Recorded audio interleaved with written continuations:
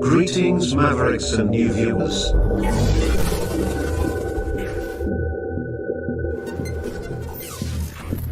Tonight, direct and live, from the Maverick News Network, World Studios.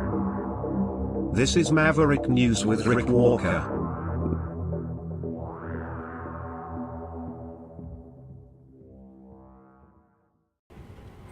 Welcome back, everyone, to the Maverick News channel. Thanks for hanging in there. We're off to a little bit of a late start tonight. I can tell you definitively that we were hacked. Earlier today, the whole computer system had to be shut down and secured again.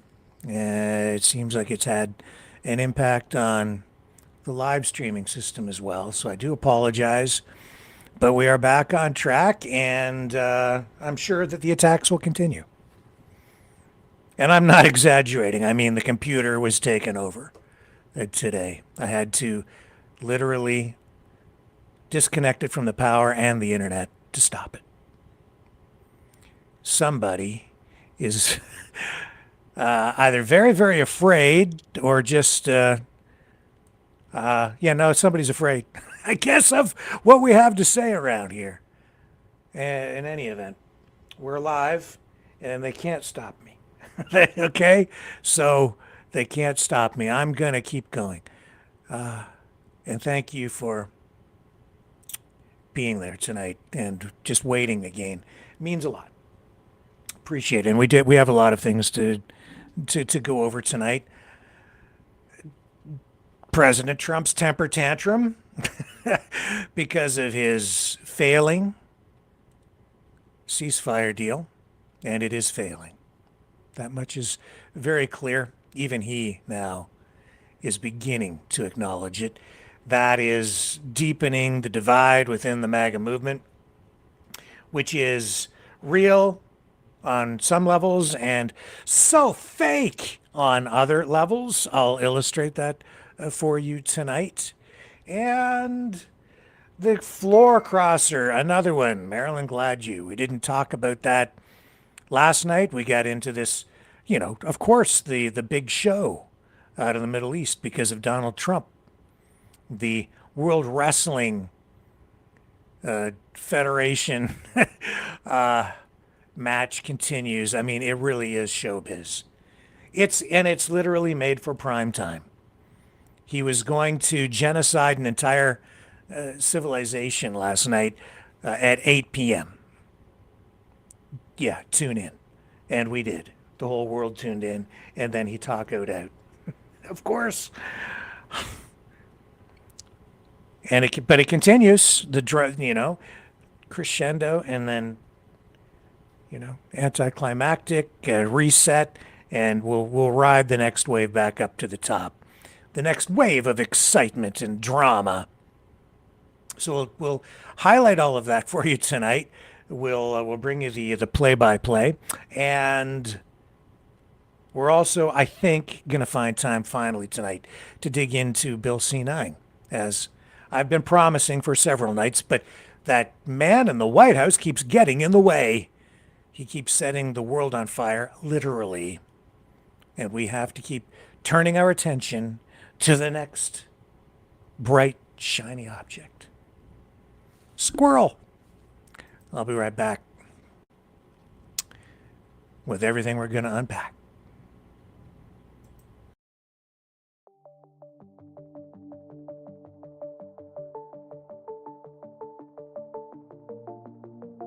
Greetings brave Mavericks. Our quest for truth continues. We go beyond fake news. Together we expose propaganda. Together we pull others out of rabbit holes. We are maverick thinkers. We are all unique individuals, defenders of individual rights and freedoms, credible, trusted, grounded in reality. Maverick News, Maverick News. Defending free speech, free speech. Donate at freedomreporters.com. Do it now. Tomorrow may be too late. Maverick News. The world is watching.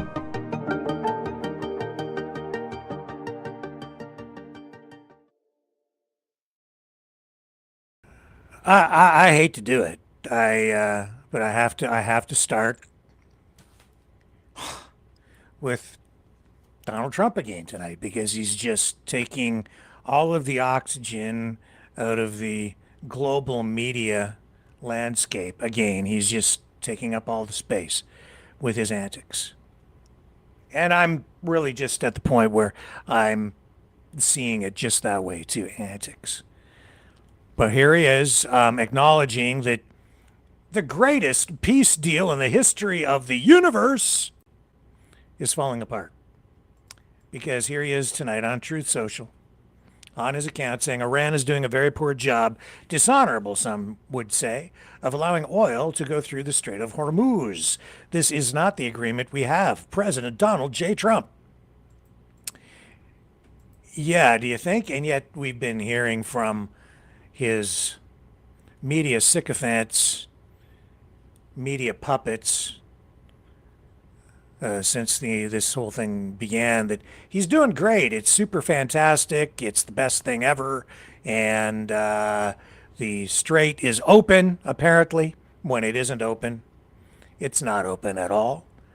Today, we've seen confirmation of only 6 or 7 ships, oil tankers, going through the Strait of Hormuz.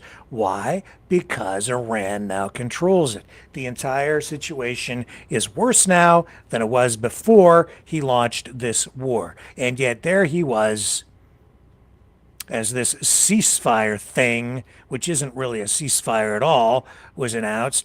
He was claiming victory and doing a victory dance all over the internet. And it's not a victory at all. Now, Iran also claiming victory, and I don't know that I would say that they've won either. They haven't really, they're not really the victors here. They've suffered massive losses. There's nothing good about it. However, strategically, they have been able to survive. And I think in their case, just surviving is winning on a level, but it's not victory. They've won in the sense that they haven't been completely destroyed, and that the regime there still has control of the country. But Trump posting kind of weird stuff on his Truth Social account again tonight. Here we are on the edge of potentially nuclear destruction after he issued that dark, sinister, I'd say even evil warning that he was going to really wipe out an entire civilization of 90 million people, their culture, their history, thousands of years of history, potentially with a nuclear weapon or nuclear weapons to completely destroy the country so that Iran could never come back as a civilization, he said. Like, sick. There he is posting an AI image of himself in front of the White House with Dana White. I guess that's to promote the big upcoming mixed martial arts spectacular that they're going to host right there at the White House. It's all about the entertainment, man. Everything with this guy. It's not about serious politics. It's just about clicks, likes, shares, image. Everybody's right out of central casting. And it's all scheduled for prime time. And we really did have a countdown to 8 p.m., the height of prime time, on a Tuesday night, just in time for him to taco out. Let's scroll down. Here he has all U.S. ships, aircraft, and military personnel with additional ammunition, weaponry, and anything else that is appropriate and necessary for the lethal prosecution and destruction of an... Hang on a second. Let me just see what this is all about, and I'll be right back.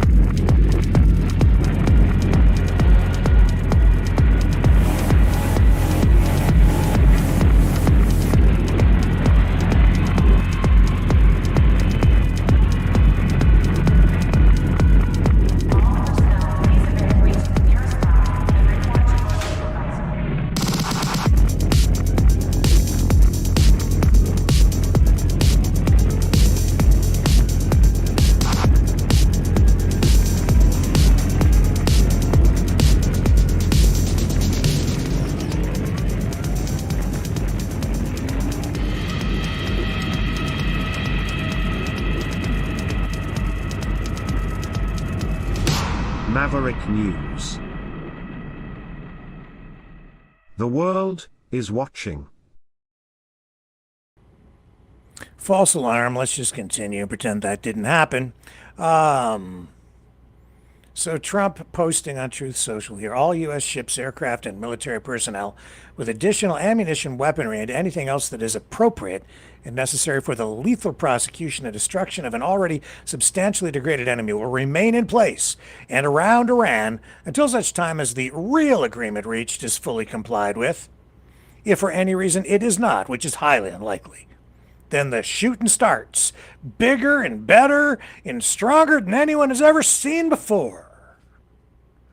It was agreed a long time ago, and despite all of the fake rhetoric to the contrary, no nuclear weapons, and the Strait of Hormuz will be open and safe. In the meantime, our great military is loading up and resting, looking forward actually to its next conquest. America is back. Okay.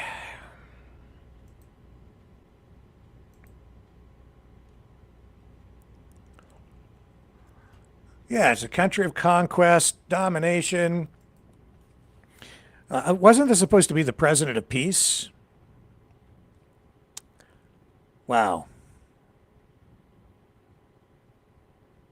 I don't know. Not the America that I thought I knew. I mean, I understand you don't want Iran to have a nuclear weapon. I'm on board with that, but that's not what this is about. Not what it's about at all. Let's take a look at this next post on Truth Social to illustrate the point. There are reports that Iran is charging fees to tankers going through the Hormuz Strait. They better not be, and if they are, they better stop now. President Donald J. Trump. Yeah, there's the temper tantrum. Because he's not getting what he wants, and this is not going as planned. It hasn't gone as planned from the beginning. Not sure that they really had a full-featured plan. I think militarily they had something of a plan. I'm not sure that he was listening to the actual adults in the room that were around him at the time, kind of ignoring the people who I think were giving him sound advice and warnings against doing some of what he did. Strategically, this thing is just a mess. How can it be going to plan and be going great when he's now posting these kinds of statements himself? This is an acknowledgement, very clearly, that the strait is not open, and that the reports of Iran charging vessels up to $2 million each just to pass through, they're true.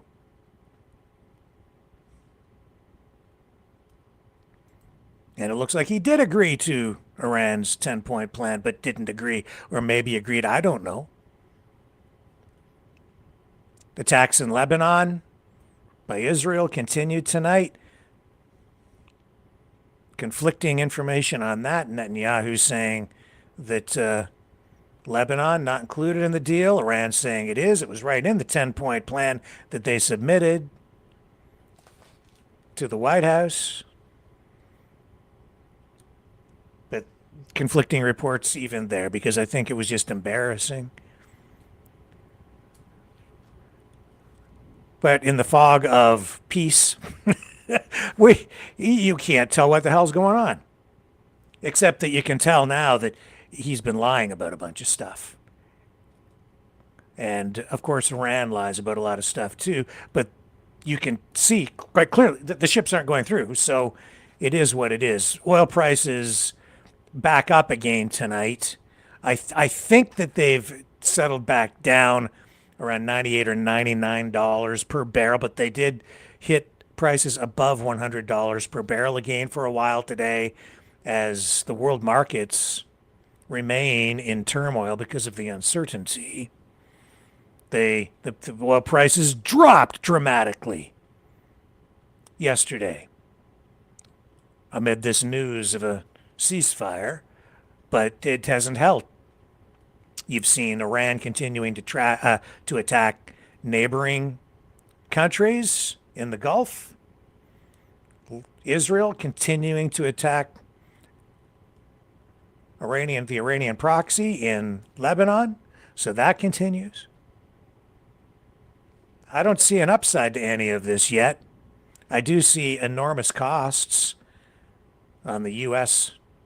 side, and that is we have 13 dead U.S. soldiers, their service members. A price too high.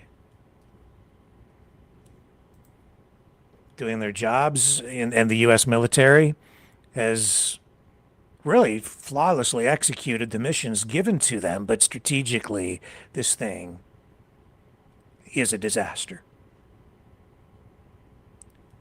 He's looking for a way out. He needs to find a way out of there where he can save face. But back home on the domestic front, it's not looking good either, because, of course, his base of support is crumbling. Now, some of this, I'm going to tell you right now, is drama, but it's politics mostly. And here's what I see beneath the surface as you begin to peel back the layers. All right, here's Trump acknowledging that he's being attacked by people who have been on his side, people who helped him actually get elected. He says here, I know why Tucker Carlson, Megyn Kelly, Candace Owens, and Alex Jones have all been fighting me for years. Not always. They've been on board with you, supporting you. They were on your side, especially, he continues, especially by the fact they think it is wonderful for Iran, the number one state sponsor of terror, to have a nuclear weapon, because they have one thing in common: low IQs. These insults are becoming repetitive. Anyway, they're stupid people. They know it. Their families know it. And everyone else knows it too. Why does he get away with this? I don't understand how he gets away with this. For a while it was entertaining, so I could kind of understand it, but he's been around now for like a decade doing this. Is it not wearing just a little bit thin? Is it not just becoming tiresome? Because they have one thing in common: low IQs. They're stupid people. They know it. Their families know it. And everyone else knows it too. Like, this is so freaking juvenile. Look at their past. Look at their record. They don't have what it takes, and they never did. They've all been thrown off television, lost their shows, and aren't even invited on TV because nobody cares about them. They're all nut jobs, troublemakers, and will say anything necessary for some free and cheap publicity. Now they think they get some clicks because they have third-rate podcasts.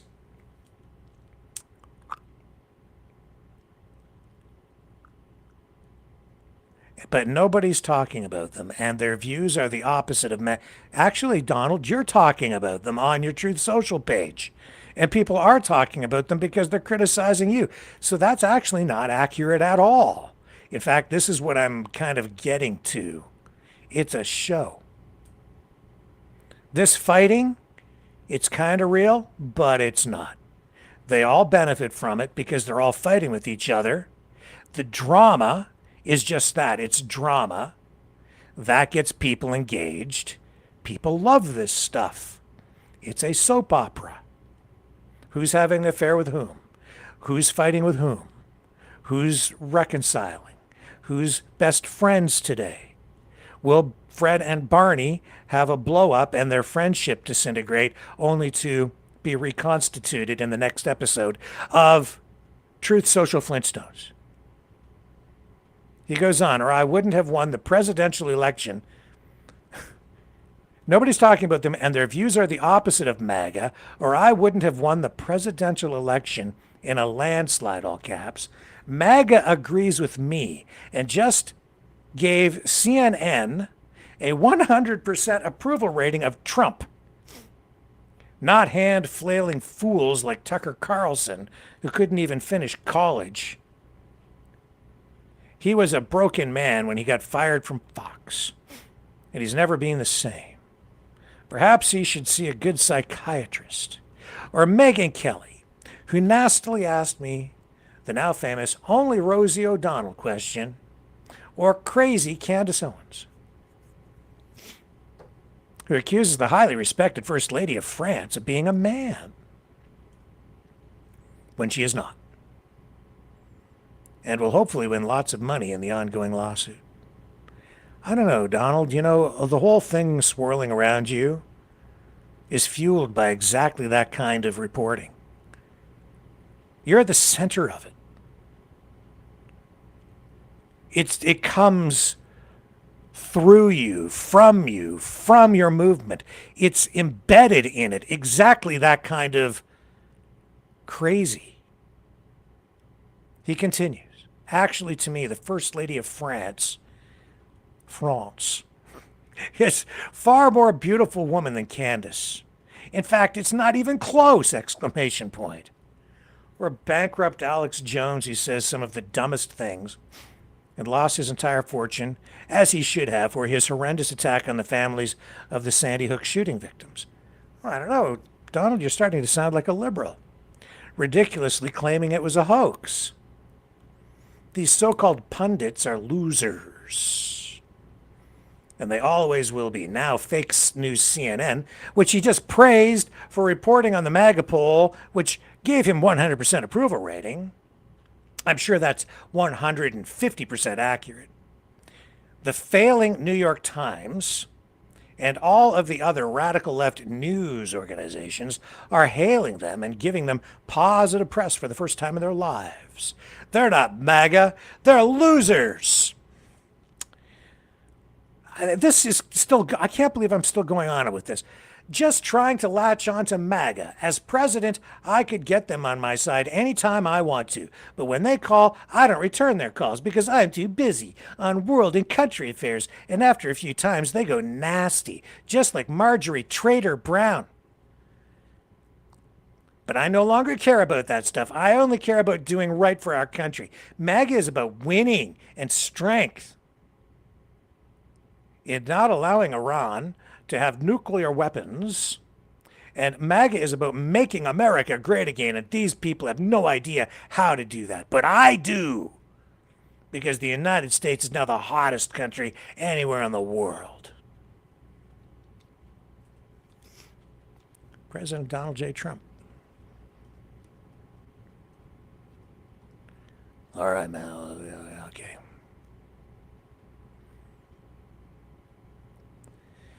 Yeah, it's all reinforcement on this page because, it's his platform. And oh, wow. None of these people, including our own very disappointing NATO, understood anything unless they had pressure placed upon them. He goes on here. Okay. The failing New York Times and fake news CNN each reported a totally fake 10-point plan on the Iran negotiations, which was meant to discredit the people involved in the peace process. All 10 points were a made-up hoax. Evil losers! Make America great again! This guy's in trouble. He's in deep trouble. NATO wasn't there when we needed them, and they won't be there if we need them again. Remember Greenland, that big, poorly run piece of ice? President DJT.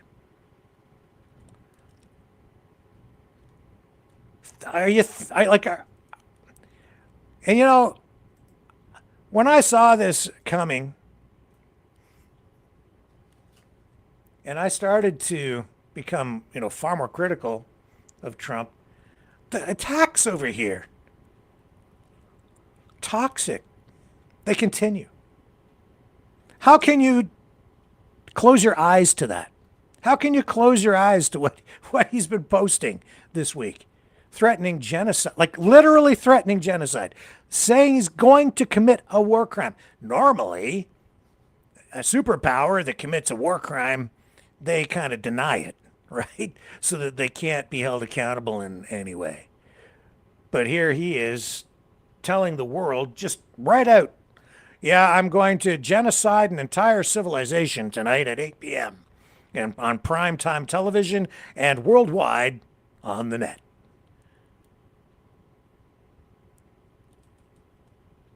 Think about that. I don't think Adolf Hitler was that blunt. I'm certain he wasn't. I mean, his rhetoric was full of hate. But I don't think that even he came out with a statement that we're just going to genocide an entire civilization tonight. What the hell is that? And that's something the world will never unsee. The internet will never forget it. It's like he's doing everything in his power, and there's a lot of it there, to destroy the United States, to discredit it, to shame it, to smear it, to stain it in ways that are irreparable. The world will never forget that. It is not an excuse to say, well, it's just Donald being Donald, just Trump being Trump. He's just using it for leverage. It's all hyperbole. He's just using it for leverage to get a better deal. Inexcusable. He's the president of the United States. He actually has the power to do that. He's undermining trust. He's destroyed trust with his allies. He's destroyed trust with the American people. He's destroyed trust with Iran. The kind of trust that you need in order to get some sort of a deal. They don't trust him. He sat there, said that he had his negotiators saying, or one of his chief negotiators actually on media, on a television program, say that the negotiations are going very well, and then he launched the first attack. A surprise attack. He didn't consult with any allies, didn't go to the American people, didn't go to Congress, and the people who support this stuff sat there and said, yeah, well, that's a master stroke. That's him being the genius that he is. He's playing 17D chess. No, that's actually dirty pool. Even that, I would say, is bordering on some sort of an international law violation. Engaging in negotiations. This is the kind of stuff, if you go back, did you remember the old 1970s, 80s TV series Battlestar Galactica and the feature-length film that kicked the whole thing off? And the Cylons were engaged in peace talks with the humans. And you had Baltar, the traitor. He was integral in the whole thing, convincing the council that it was all going to be fine, and those and don't launch any defensive fighters. As the Cylon raiders were approaching, oh, I'm sure it's just a peace gesture, whatever he said at the time, right? In the script. And of course the whole thing was a ruse.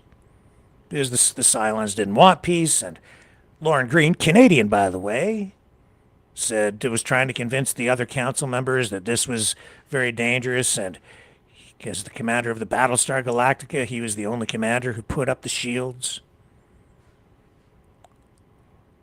protected his ship, because he saw it coming. Okay, it's science fiction. It's old. It's cheesy. It was a program aimed largely at kids like me.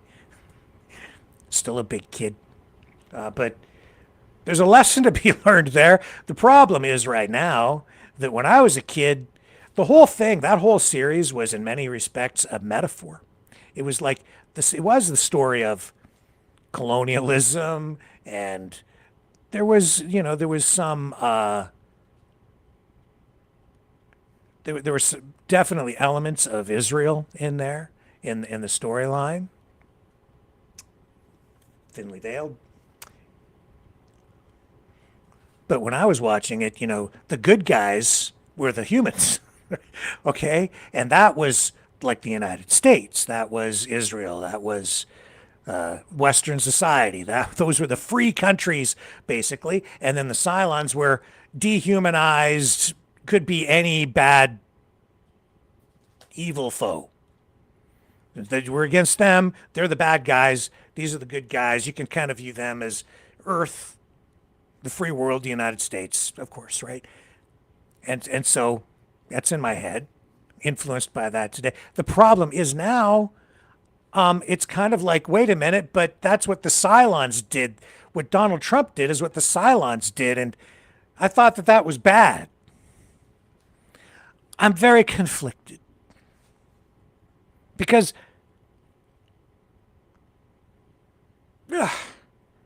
it's not just what you do, it's how you do it. Do you follow the rules? If you don't follow the rules, you become as bad as the bad guys. Now, the U.S. military, following orders, doing what they're supposed to do. Has he crossed the line? You can decide. It certainly undermines trust.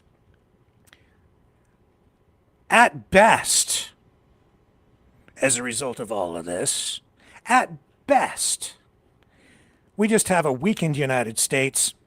This is just a disaster. Oil prices are going to soar. They'll remain high for the foreseeable future because Iran won't give up the Strait of Hormuz. And then I don't know where we end up after that in the long run. That's the best case scenario is a disaster. But this could become even worse. And then in the long run, it could be way worse. It could go beyond that. Increased terrorism because you've got very upset people in Iran right now. You've sucker punched them. Well, Donald Trump did. But they'll view that as America. And more than that, they're going to view that anyway as any country that is aligned with the United States, including Canada. Even though we're not there participating in the actual war. A war of choice by Donald Trump. A war he started. Well, it's been going on since 1979. Well, you can pick a date. That's what always happens in these wars. But the reality is, for quite a few years, we've had this tension and ongoing. You know what was going on just prior to this. This just made it worse.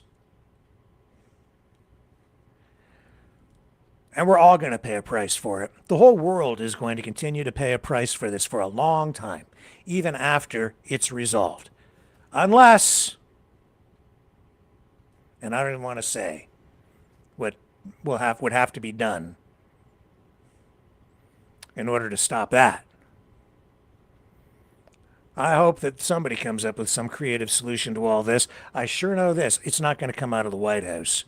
Not with the current people around Trump right now. He'd have to make some serious changes, get some real creative thinkers in there, and engage in some other kind of strategy because this ain't working at all.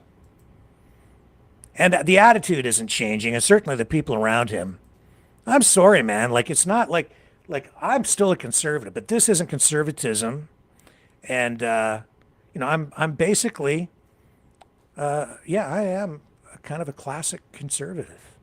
It's just there aren't many of us left because everybody's kind of gone over to the insane party.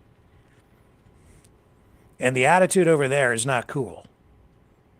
I don't know if people can even hear themselves talk. Because if they did, they'd probably horrify themselves. But the attacks against Trump from his own base continue tonight, and I'm going to give you Captain MAGA. I mean, this is one of his main cheerleaders, Alex Jones. I mean, he always tempers it a bit, right, to make it not quite so obvious. But, oh, yeah, he's been there supporting Trump in huge ways. Where'd my clip go? Of course he's been a Trump supporter, man. He's Trump's boy.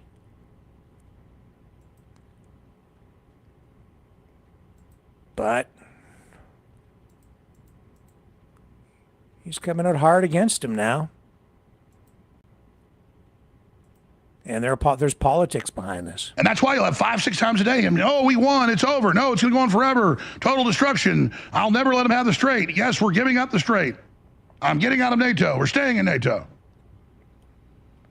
And when you know people in early dementia, that is exactly what they do.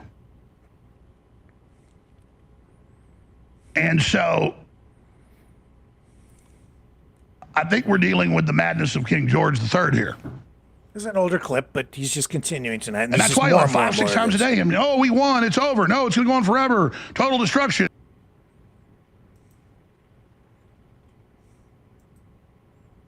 Yeah, it's not cool. And it's all the way down the MAGA base, man. Except here, over on Fox News, some of his minions, like Jesse Waters, I don't know what it would take to have Waters leave him, but this is over on Fox News. I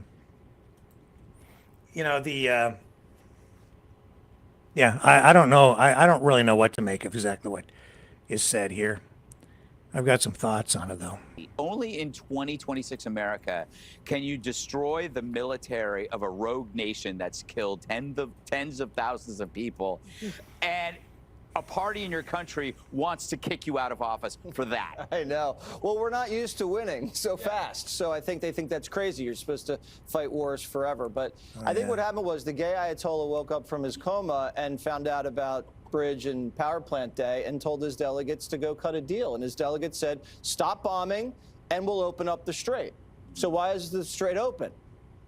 It's because the gay Ayatollah doesn't run the country. The Republican Guard runs the country, and the Republican Guard lost the war, but they know the last leverage they have is the Strait, and they need to make money from it. The toll fees, the oil kickbacks. So we're sitting there, and it's closed because the insurance companies won't underwrite it.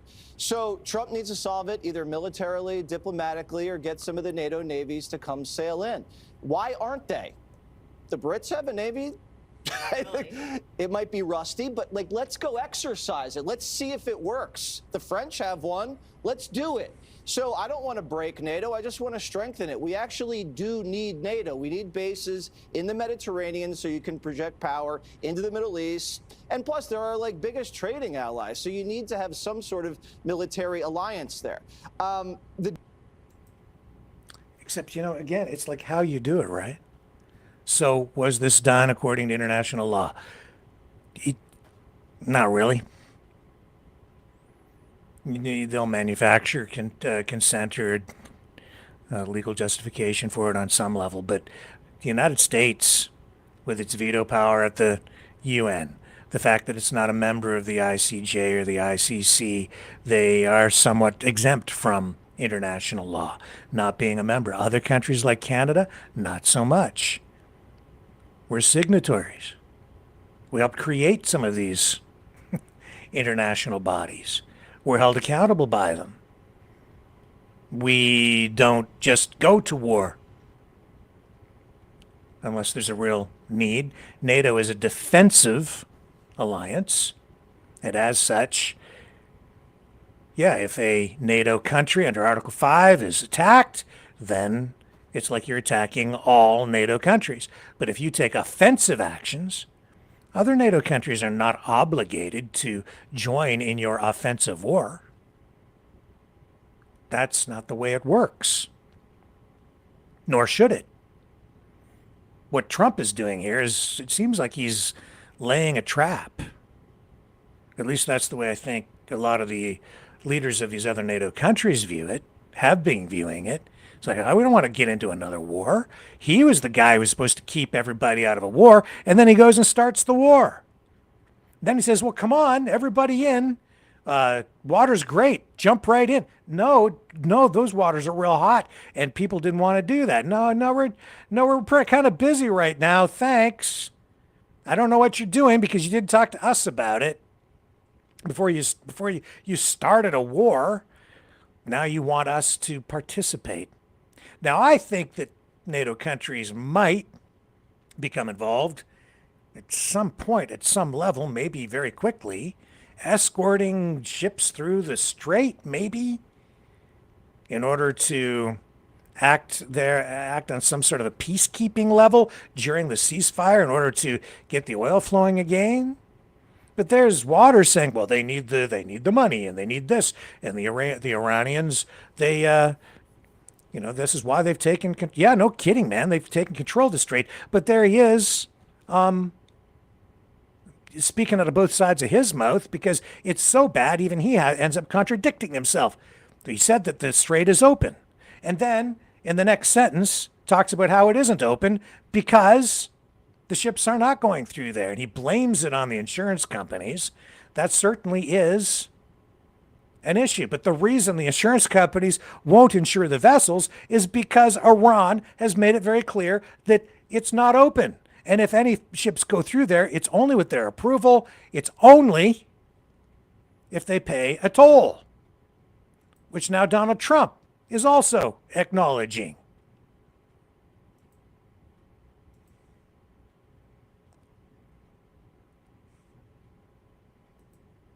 Here's the chairman of Iran's National Security Commission on the Strait of Hormuz. I don't know,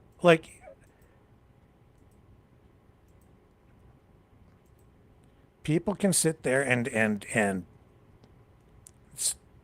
be contradictory about this. The strait is not open. There's a few ships getting through. And a couple of the ships that went through today weren't even loaded with oil. They were loaded with dry goods. Here's the clip. خب باید این رو هم ملت عزیز ما بدونن. ما در طرح هم Our nation should also know this, he says. In the legislation, I stated this clearly. We have written that the Strait of Hormuz به صورت کاملا قاطع after the passage of this law will be placed under the complete and decisive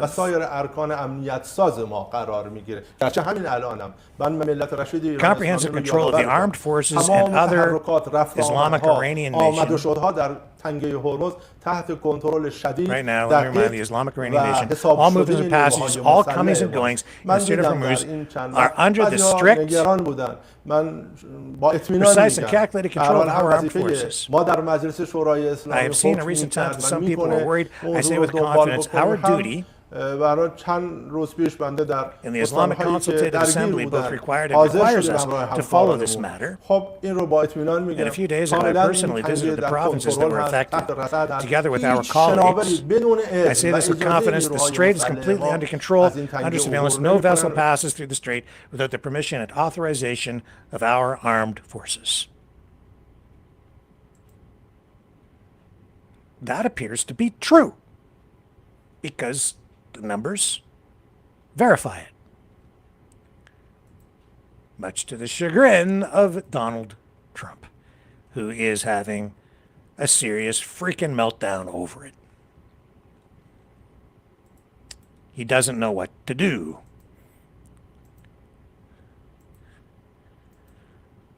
Back to the Truth Social feed. He's backed himself into a corner. He's in deep doo-doo. So what's he do? He goes back to the only thing that he really knows, tariffs. A country supplying military weapons to Iran, he says, will be immediately tariffed on any and all goods sold to the United States of America, 50%. Effective immediately. There will be no exclusions or exemptions. President DJT. That was yesterday.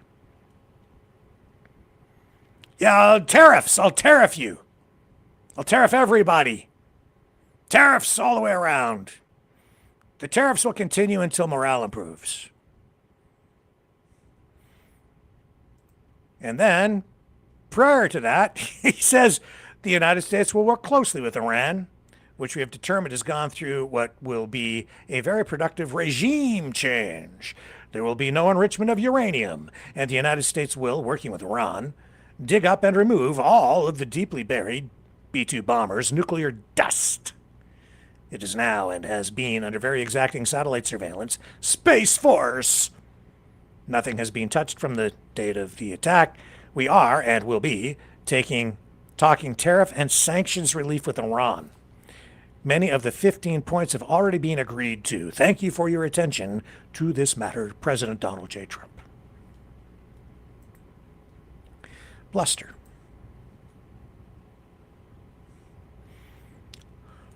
All this, the cost, for what? 40 billion, 45 billion, you can't even count. For what? To make things worse. But hey, you know what? You go right ahead there, all the haters, and you keep saying that I just have Trump derangement syndrome. Right, whatever. Fine. Wake up.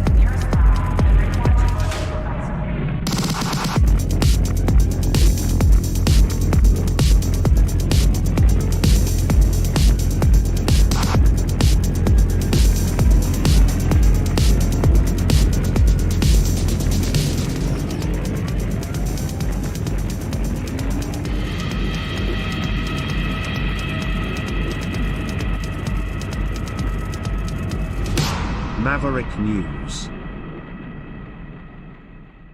The world is watching.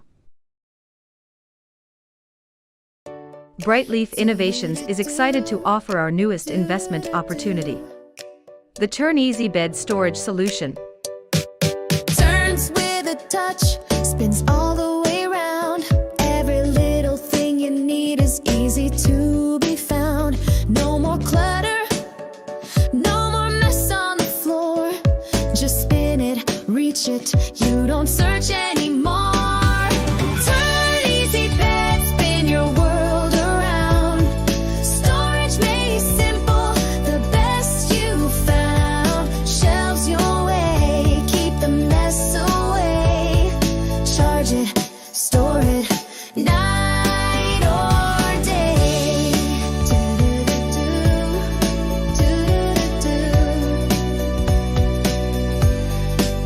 It custom shelves for your books or your tech.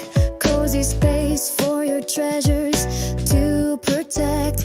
Built-in power when you need to recharge. Smart design that makes your bedroom feel large. Turn Easy Bed, spin your world around.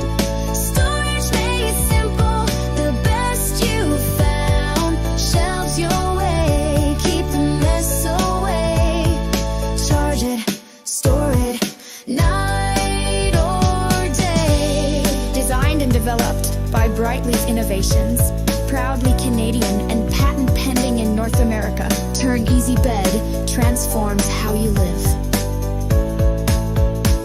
To learn more about this innovative new product idea and exciting investment opportunity, call 519-784-0222 or visit brightleafinnovations.com.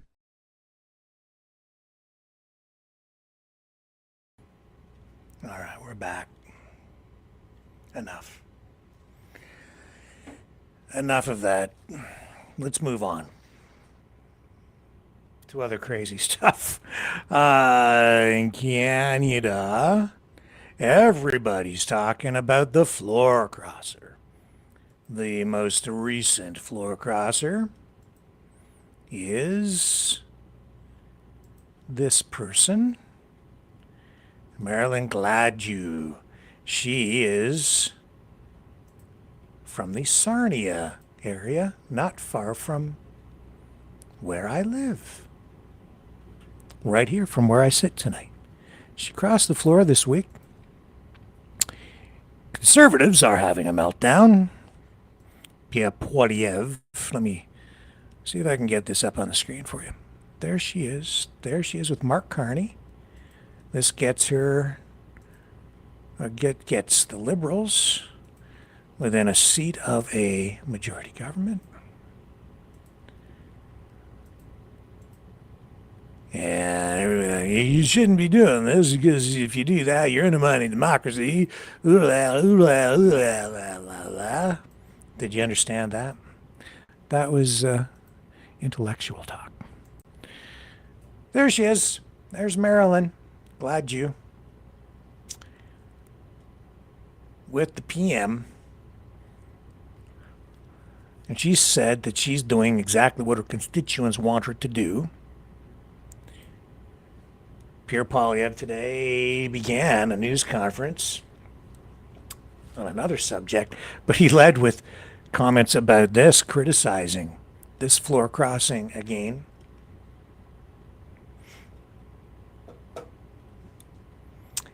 It is what it is, man. I don't need to take a position on it. It is what it is. I've acknowledged for you, I've told you that this is something that has gone on in our system for a long, long time. And I think that my personal opinions, I'm going to give you my opinion, is I think that the people who are saying that conservatives need to look inward on this are largely correct. Because the Conservative Party has left a lot of conservatives. But the people who are still in the camp, as the conservatives have become, I'd say, become more extreme, and they've appealed more to that Western Canada, mostly Alberta-centric conservative base. As they've gone more that way, they've lost a lot of other people from other parts of the country, other progressive conservatives in particular, and a lot of the messaging, as I pointed out to you, the conservatives, as much as the Liberals won the last election, the conservatives did more to hurt themselves than people realize. Those social media influencers who get all those clicks, not natural. That's not organic, by the way. That's artificial. Those are bought and paid for clicks. They're artificially inflated. They're propped up because of promotion online. They push that stuff out using paid campaigns and a network of people who share the stuff back and forth, acting like journalists, which they're not. They're influencers, and they're all working in a network echo chamber where they talk to each other and go on each other's programs to repeat the same messaging over and over again. Much of it emotion-based, all of it emotion-based, and it becomes more and more and more extreme, and it was all very negative because that's the stuff that generates the biggest response emotionally and that the algorithms support and reward with promotion online to amplify the messaging. And as they do that back and forth, they amplify each other and they get more and more views. The left does it too, but those conservative influencers, they've been very successful because they started to use that a lot more earlier than the other side did. And as a result, they got a big audience. But the messaging, because it was so negative, and in many respects, for someone like me, as I was watching, it became very anti-Canadian. At the same time, the Liberals, because of the rhetoric from Donald Trump and the 51st state scare and all of that stuff, they latched on to a pro-Canadian message,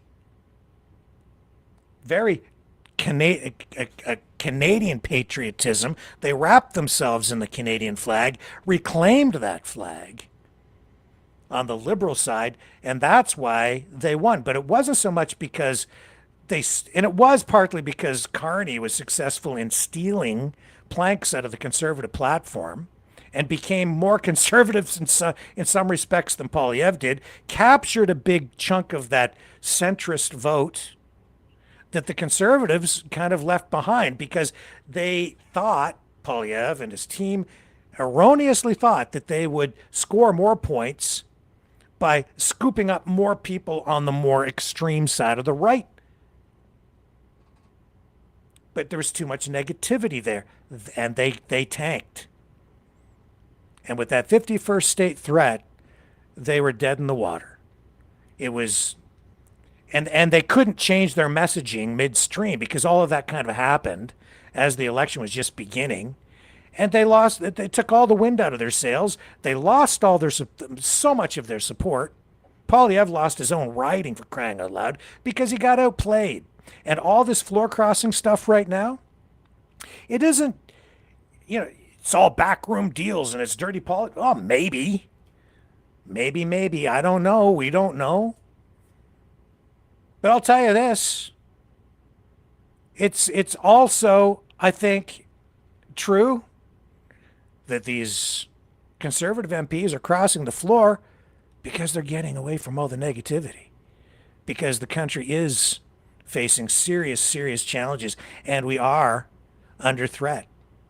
An existential threat, really, in many respects, from Donald Trump. And at this time, the country does need to change because the world is changing. That's why they're crossing the floor. It isn't just because of backroom, dirty politics, blah, blah, blah, blah, blah. That's the politics, that kind of rhetoric. But they're also saying, hey, man, like the country's in trouble, the economy's in trouble. We got to do something about this. Which side are you going to be on? The whiners and complainers team or the pro-Canada, let's get to work, roll up our sleeves and just get her done team? And that's why tonight Carney has also said that he'll take anybody from any party, and it's a broadening tent. They're picking up everybody, and they're just trying to get everybody to work together is his message. And again, that's a very positive thing. I don't believe him, though. Well, you don't have to. But it is what it is, man, and that's politics. So I'll run a little bit of this from Pierre Poilievre tonight. And I understand the frustration, but the other thing is, in our system, an MP, they have free will, they have choice. They represent their constituents first, and they don't have to stick with the party. They can leave if the party no longer represents, in their view, the best interests of their constituents at the local level or of Canada, or for whatever reason. So if they feel that the party has left them, they can leave the party. They could sit as an independent. They could join another party, and that's what's gone on here with Marilyn Gladue. And has she, is this like a backroom deal? If it is, maybe we'll find out. Maybe we won't. The question really there for me would be, was anything illegal done? But it's, she's supposed to vote with the party. No, man, I don't want my MP just in lockstep all the time, honestly, with the party. I understand that there's a desire there and a need within a party to maintain some discipline when voting on certain kinds of things. But yeah, I would prefer if my member of parliament was smart, thoughtful, and wasn't just a robot. What's the point in voting for your local MP if you're just voting for the party? What's the point in voting for a local representative at all? Well, why not then just vote for the Prime Minister? Forget all the other people in the House of Commons, because they're all supposed to just vote in lockstep with what the Prime Minister or the party platform is, never deviate from it, never challenge anything within caucus, never. That makes no sense. And yet the same people who call for that kind of stuff are the same people out there calling for some sort of a complete radical transformation of the system. We want direct democracy. We want we want all the parties banned so that all the MPs sit as independents, so that they're not forced in any way or coerced or under any pressure to always vote in line with the party. And yet, as soon as this stuff happens, everybody cries, bloody murder. Well, you can't have it both ways. It's, you know what it is, man? It's people not really thinking for themselves. They're just listening to the rhetoric coming from social media influencers who are filling your heads full of whatever it is they think you should be thinking. And maybe you do really believe that, and that's fine too. I'm just saying that this is nothing new, really. But on this level, I think it's fairly novel. Here's Pierre Poilievre, leader of the Conservative Party of Canada. History of our country. We have Brad Viss, who's Canada's leading champion for small businesses. Sukhman Gill, one of our promising upcoming and young members of Parliament. We have Shakao, who's been leading the charge to defend property rights for people in Richmond, and from whom you will hear later. We have Jamie Schnell, our Shadow Minister on Indigenous Affairs, who helped write the policy that we will announce today. And Chief Billy Morin is not here, but I thank him in extentia for his incredible work. All of these democratically elected representatives understand that in a democracy, the people are in charge. Their tool of decision-making is the ballot box and the vote. Waiters, welders, seniors, single moms, small business people should know that their votes count. They should know that when they vote for a party in a community, that the resulting elected MP will serve in that party and push forward that vision. Otherwise, people lose their votes. Mark Carney is saying to Canadians, your vote does not count, that he will overpower the decision that you made through dirty backroom deals that give him unrestrained power to raise your taxes and increase your costs, and to pursue a Liberal agenda that is the opposite of what he promised. He's fabricating a costly majority government through dirty backroom deals that Liberals did not tell Canadians about during the election and that people rejected. I feel badly for Ms. Gladew's constituents, the strong majority of whom voted for our Conservative vision of an affordable and safe Canada. In fact, and if I can be blunt, under my leadership, she had a massive increase in the Conservative vote in her riding. And she said that she was going to stand up for the Conservative values of affordability and safety. Now, she has joined the most costly Liberal government in Canadian history, going back on her word.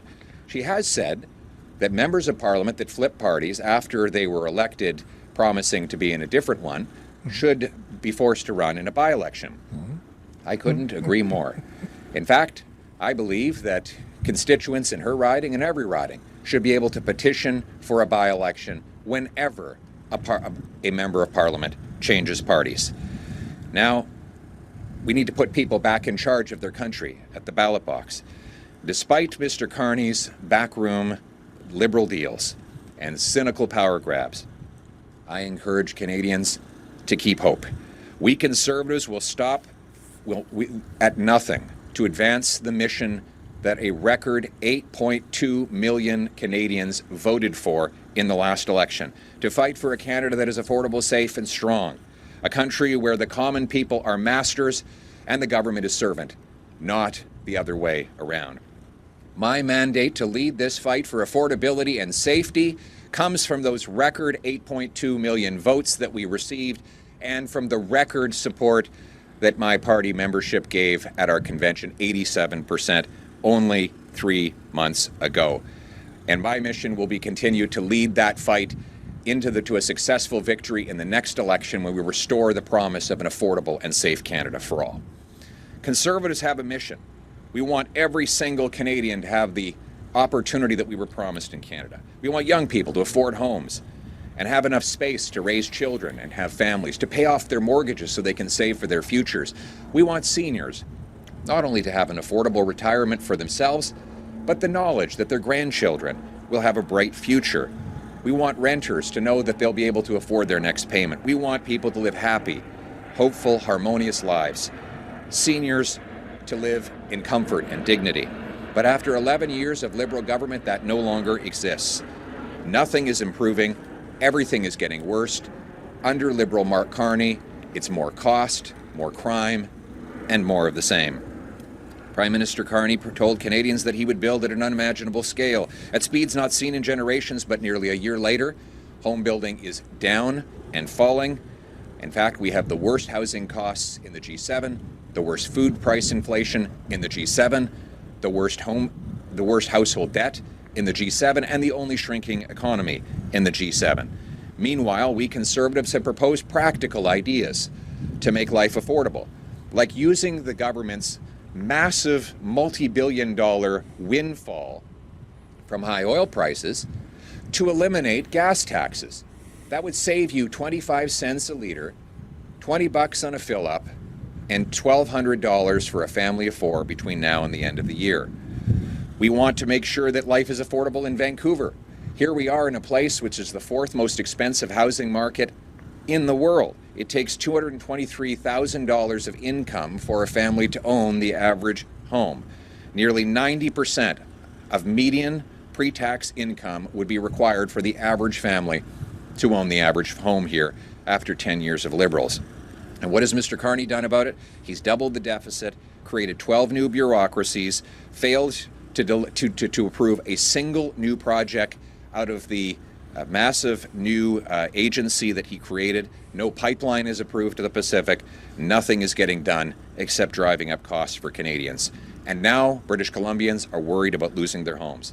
Last August, a BC Supreme Court judge issued a ruling that for the first time in history declared that Aboriginal title over land includes private property. That ruling covers 800 acres in Richmond worth over $1 billion and holds that this title has prior and senior right over fee simple homeowners. Fee simple is the legal term that we use for ownership. You buy a home, you get the title, and you assume that it is permanent and transferable. After this ruling, however, it is not. Not in BC. After the Liberal government made the situation much worse. Let's go back. In 1846, when the Oregon Treaty established British sovereignty over what is now BC, Indigenous peoples had lived here for thousands of years. Now, Canadian law recognizes that creates a property right called Aboriginal title. Most of BC is not covered by treaty, unlike the prairies, which means that none of those claims are ceded, and therefore there are claims right across the province. In August of 2025, Justice Barbara Young ruled in Cowichan Tribes versus Canada, the longest trial in Canadian history, that the Cowichan Tribes held Aboriginal title over this 800 acres of Richmond land. Now, that means that ultimately that claim replaces the property rights ownership of the landowners there. This is a foundational shift in property, and it is already having real consequences. One company was unable to get financing on a $100 million investment because the lenders were not sure they would have real collateral. Now, this is in part the result of Liberal failures. The Canadian government, which is the defendant, refused to make the argument for fee simple property rights having priority. Back in when the Liberals first launched their defense, they argued at first that fee simple property rights took precedence over all other claims. But in November of 2018, Liberals quietly dropped that argument, filing an amended response that walked away from that defense and instead argued mere technical points. This is confirmed in in paragraph 2096 of the ruling. Why did they drop that argument? Well, because Liberals did not want to make a politically incorrect argument in the courts. That was a political choice, a decision that has had profound legal consequences on the land and the property of thousands of people in British Columbia and Richmond in particular.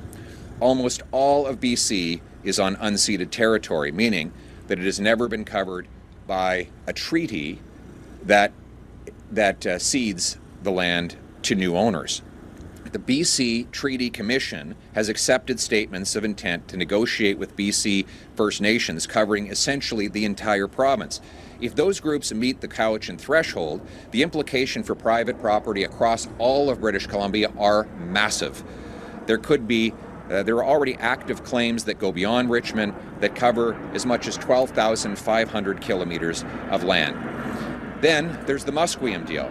On February 20th, the Liberals signed a secret deal that they originally did not reveal, called the Rights Recognition Agreement, without any public scrutiny or consultation, even with other Indigenous groups. Musqueam territory covers 533,000 hectares, comprising Metro Vancouver, Burnaby, Richmond, Delta, and including Richmond lands that are at the center of the Cowichan ruling.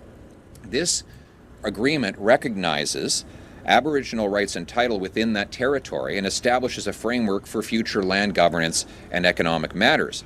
What the agreement does not say is that fee simple property is protected, that as a result, land boundaries are undefined, the interaction with existing private titles is unresolved.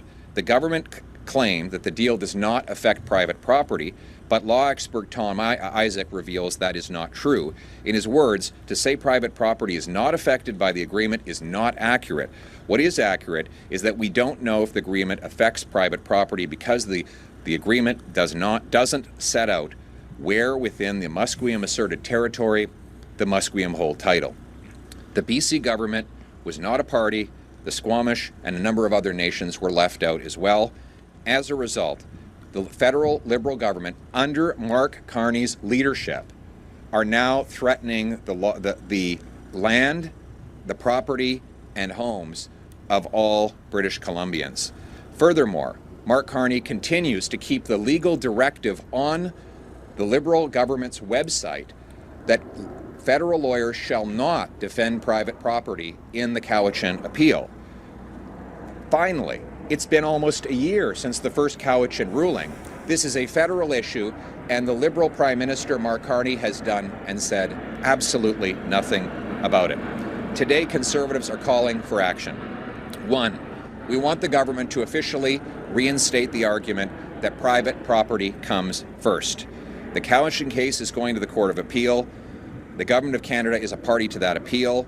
We want Mark Carney to change his legal directive to make it clear that his lawyers must argue that fee simple property ownership, your home and your business, belongs to you and you first, and that no other claim can supersede that ownership. That is not what the current Liberal argument is.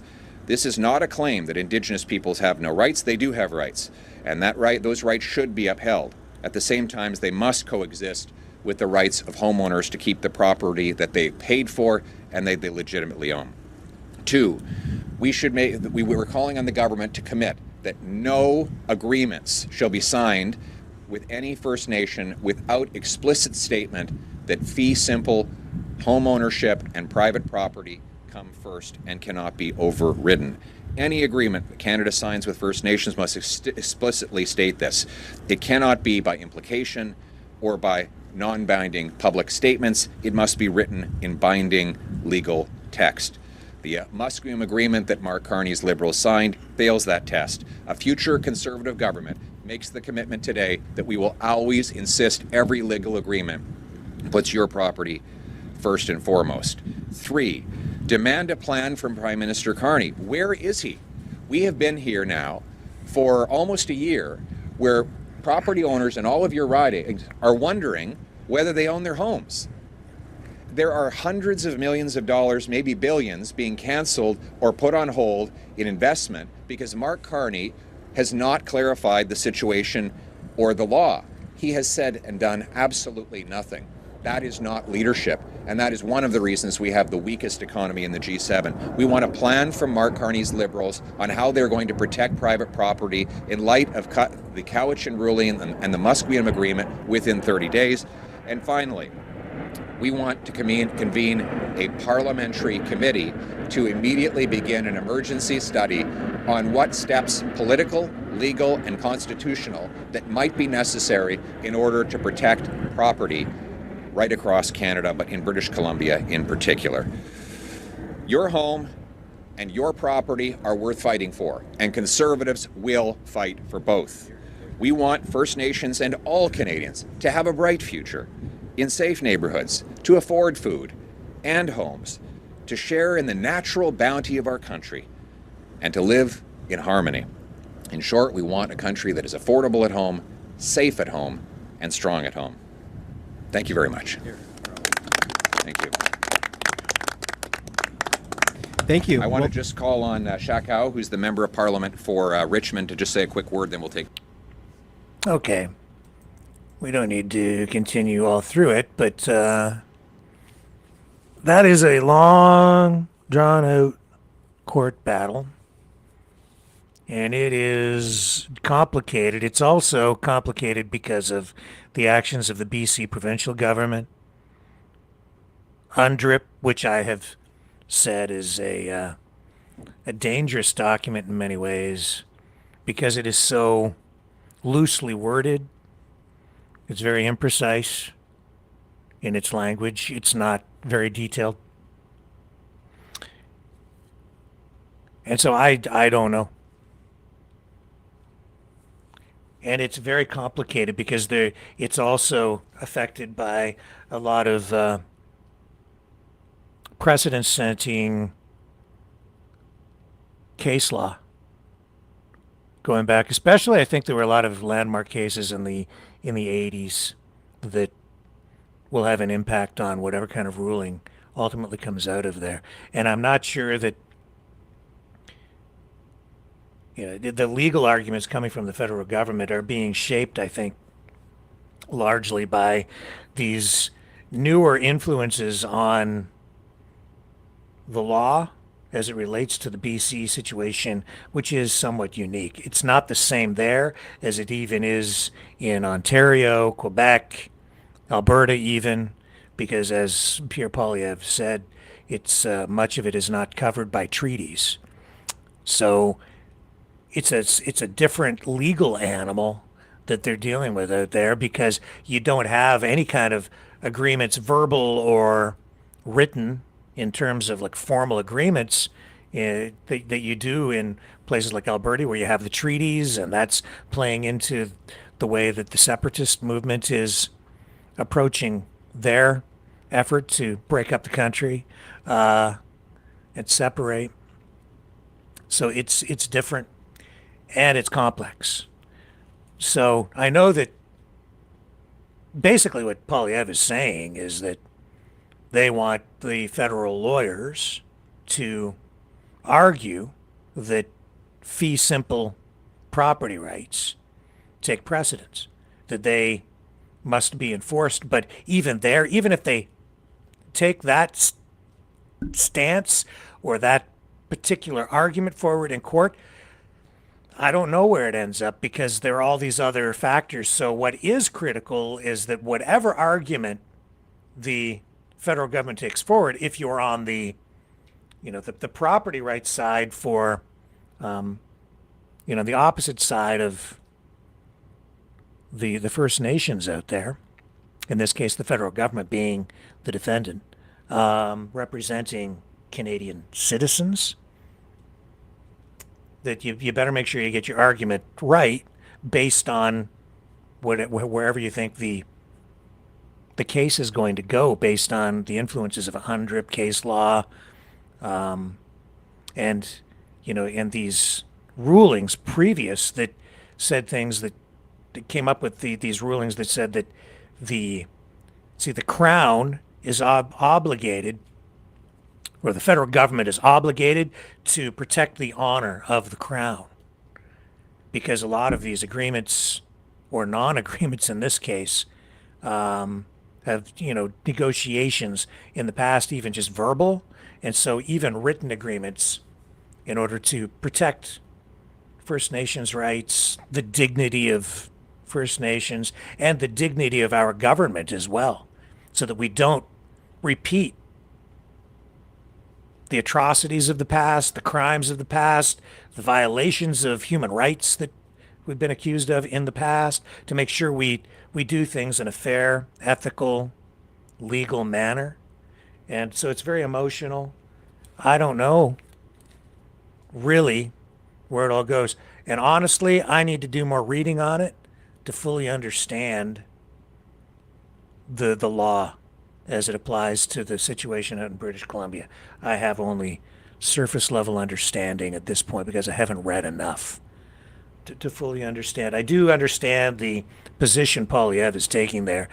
He's making it sound on the political side like they're just going to preserve property rights, but even that isn't what he's saying. He's saying that they just want the federal government and the lawyers on the federal government's side to approach the case from the perspective of fee simple property rights, home ownership, private property through title and deed, as we have right now in place out there. For if you own a home, he's saying that is what the courts need to protect, and he wants the federal government to argue that case.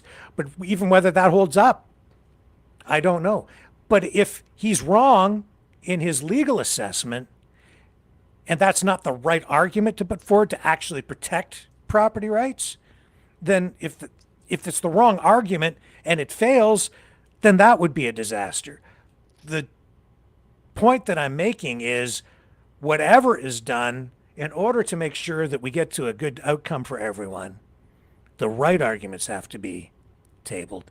And I'm sitting here tonight, I'm not sure what the right argument is because, first of all, I'm not a lawyer.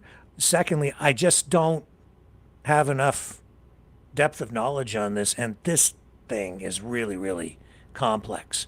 But they have to get it right. He's right about that, for sure.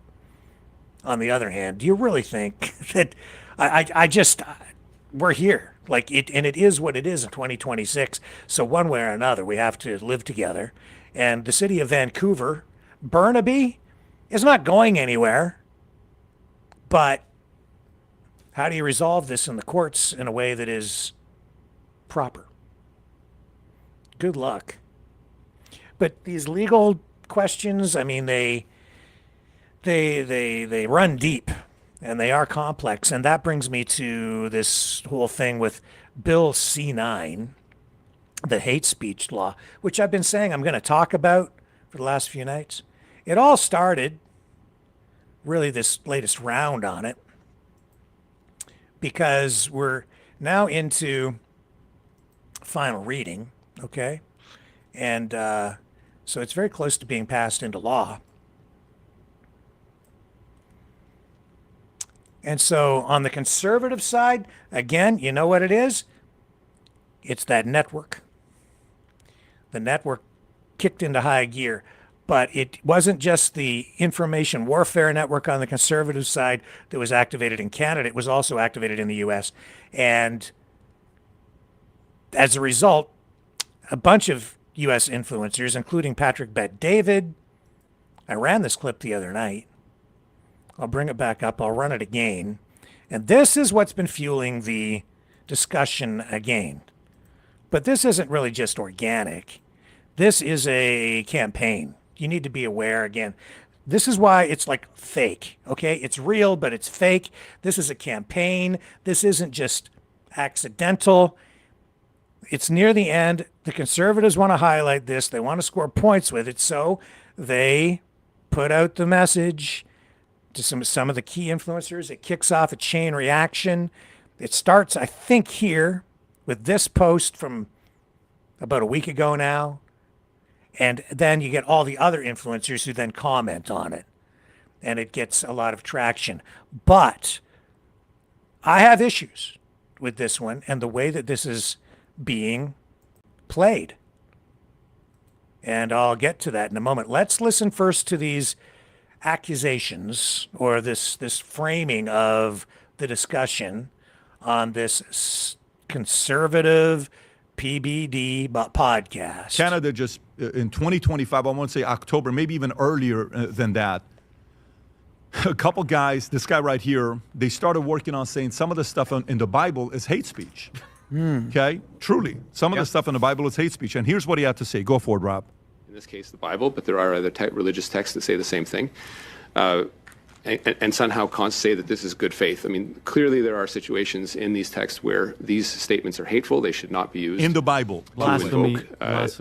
Or be a defense, and there should perhaps be discretion for prosecutors to press charges. I just want to understand what your notion of good faith is in this context where there are clearly... Yeah, when you have a country without a constitution, this is what happens. I mean, they don't have the First Amendment. Let me read this. Yeah. Okay, so again, like, look, that's a common statement coming from this side and from the U.S. where they don't understand. But we do have a Constitution. I take issue with that. I won't make that the main point of my response to all of this tonight, which I hope will help everyone understand what is truly going on here. But this is not it. This is pure propaganda and pure politics. And I'm going to come to you. Let me read this and I'm going to come to you. So you're hearing this, okay? So here we go. Canada wants to make quoting the Bible illegal. This is The Spectator, 2 days ago. Easter's almost here, and Canada's Liberal government has chosen the sacred season to display its utter contempt for Christianity. It's currently forcing... No, quoting the Bible is not going to be illegal. It's not illegal. That's not accurate. But that's the way they're framing it. It's not accurate. I'll get to it. Through the outrageous Bill C-9, which could make it a hate crime to quote from the sections of the Bible. More than 40 civil and religious groups have asked that for the bill's language be clarified and its scope more carefully defined so that religious texts would not be subject to hate crime legislation, but all in vain. After a hot debate in the House of Commons, the Liberals high-handedly ended a conservative filibuster. In fact, fast-tracked the bill. It's now been sent to the Senate to decide if Canada is a kind of a country that wants to turn quoting St. Paul into a criminal act. You look at Canada during COVID, they were going after churches like crazy. And again, I think... A few. I was appalled by it. Yeah. Happened in the States too, actually. So it wasn't just here. This is bigger than politics. I think it's spiritual. I think that Canada has an attack on truth across the board. The world is seeing an attack on truth across the board. Tom has been touching... Except that this is not really truthful or accurate either out of ignorance or maliciousness. I'm not sure which, but it's pure politics. On it, and I think it's a spiritual war. If you can destroy the idea of gender, if you can destroy the idea of man having value, woman having value, the sanctity of a child, like when you think about how out of control abortion is, all these things, and now they're attacking the very scripture that's meant to be spread to protect against those evils. They're doing it for a reason. And that's the thing I fear most in the world. And I think people are met now with a binary. Anyone watching, you're met with a binary choice now.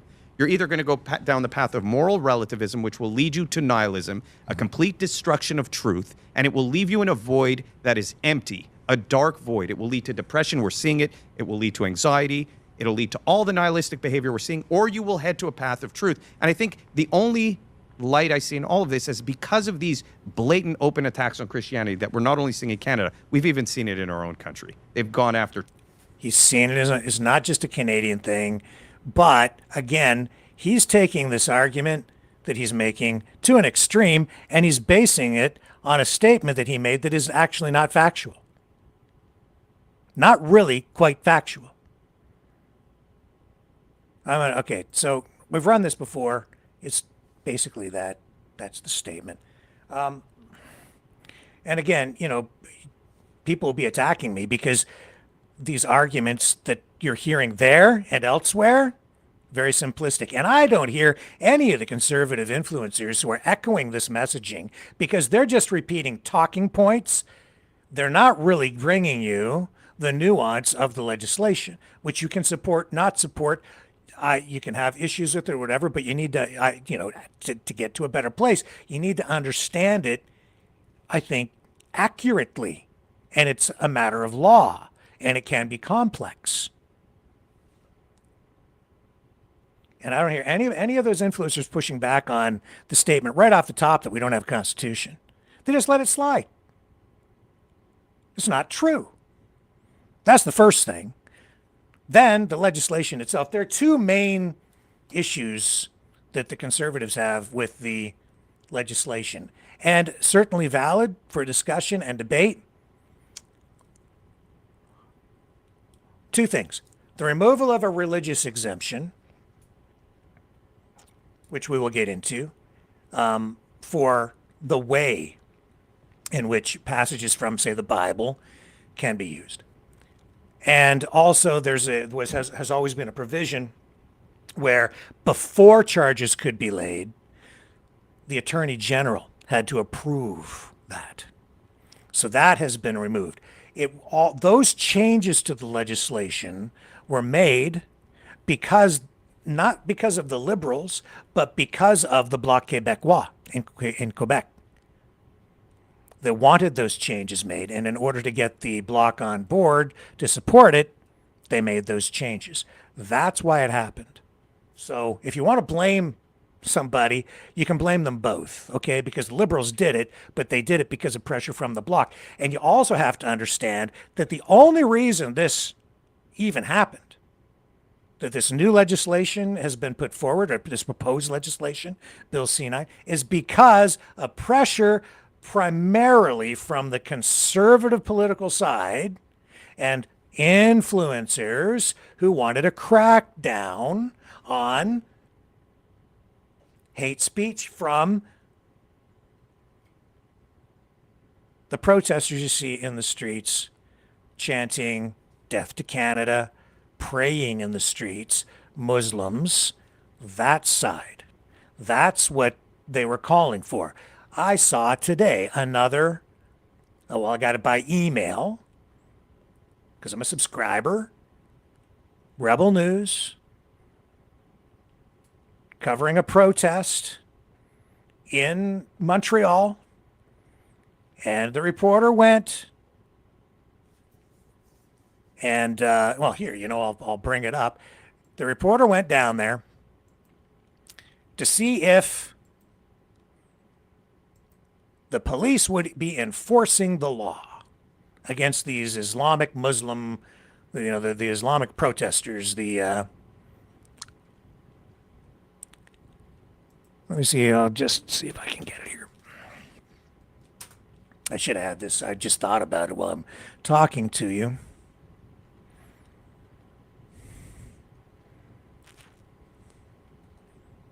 Rebel News. Anyway, the point is they're saying, see, the cops weren't enforcing this new rule. Street prayer ban ignored. So it's a related story. It's not the same legislation, but it's all coming from the same vein of political upheaval, right? Here it is. Right there. Last night on the Ezra Levant show, Special Coach David Menzies, is this the right one? I think so, questioned the sudden show of force by police in Toronto. For more than 2 years, the city has played host to increasingly provocative demonstrations, raising serious questions about law enforcement priorities and political will. They chant for genocide against the Jewish people. They display swastikas. They carry replica hand grenades.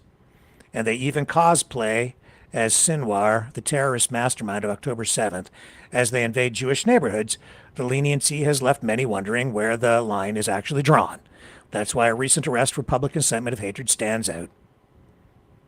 After years of seeing in action, police finally moved against an individual accused of displaying anti-Semitic messaging and directing slurs at counter-protesters. But why now? Anyway, there's this, and this wasn't even the message that... this was the one I was actually looking for right here, I think. Street prayer ban ignored. Yeah, there's the one I wanted.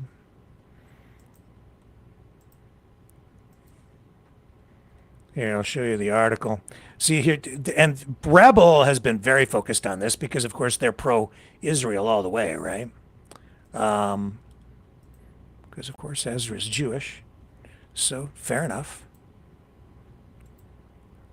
But this is all about, the Muslim prayers, and people are upset because they see people from other countries praying in the aisles at Costco and all of that stuff.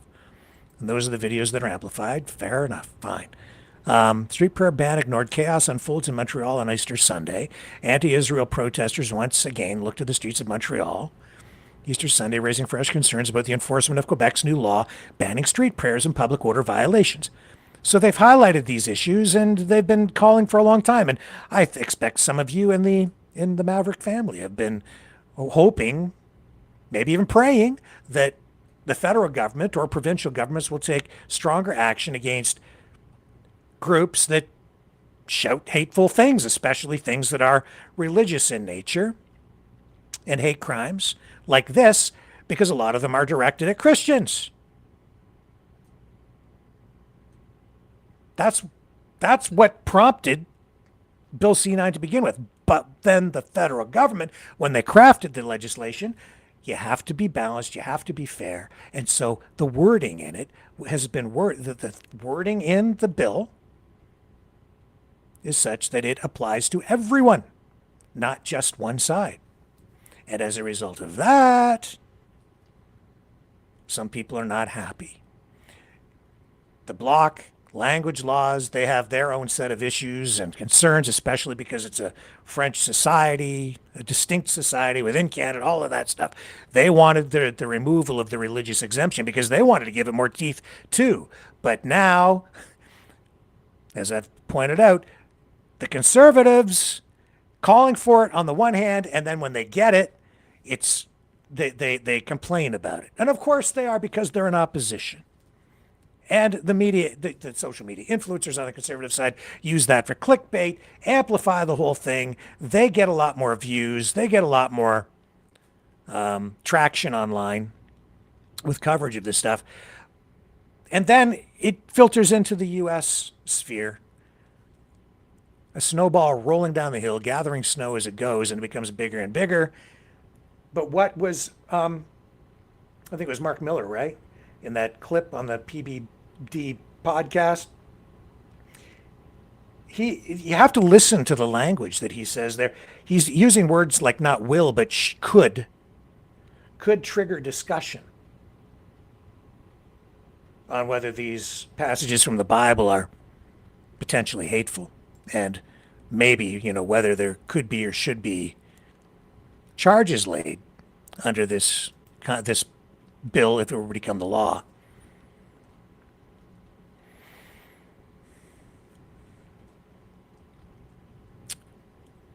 So it does make some changes to the previous legislation. It amends the criminal code's hate propaganda offenses, which is mainly section 319. And it's a controversial change added by the Bloc, and it removes that religious defense. But even after the removal of the defense, the core offense still requires proof beyond a reasonable doubt of willful promotion of hatred. It's not that the legislation, if passed, or the proposed legislation, just makes it illegal to quote the Bible. It doesn't make the Bible illegal. What it does is it lowers the bar for charges to be laid against anything that could be interpreted or anything that might be hate speech. So it does make it easier for police to lay charges, both through the removal of that exemption, but also by no longer making it mandatory for the Attorney General to approve the laying of charges. Now police can treat it like all laws, or most like all other laws, and not have to go to the Attorney General first. And there are pros and cons on whether you think that's a good thing or a bad thing. But here's the original exemption as was written. Section 319 says, shall be construed as prohibiting a person from communicating a statement on a matter of public interest, including an educational, religious, political, or scientific statement made in the course of a discussion, publication, or debate, if they do not willfully promote hatred. So what they're saying is, in the original exemption, it says that you won't be charged, you can't be charged, even if you make what is, could be considered, even if it is a hateful statement, you can still state it, but you have to willfully promote it as hatred. That's the original exemption. That's the way it was written. The new version, it removes that, but it replaces it with this. Nothing in subsection It's new explicit protection.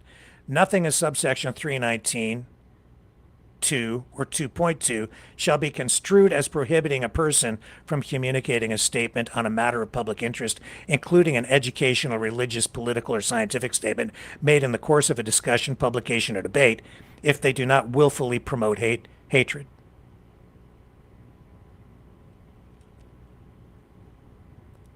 So there is still a provision in there which sets a bar, a standard, if you will, that has to be met before you can be charged, or certainly before you would get a conviction on such a matter.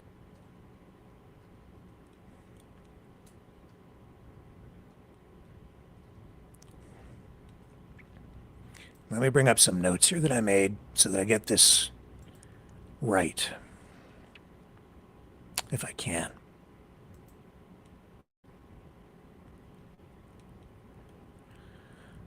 I may need a moment to go find them.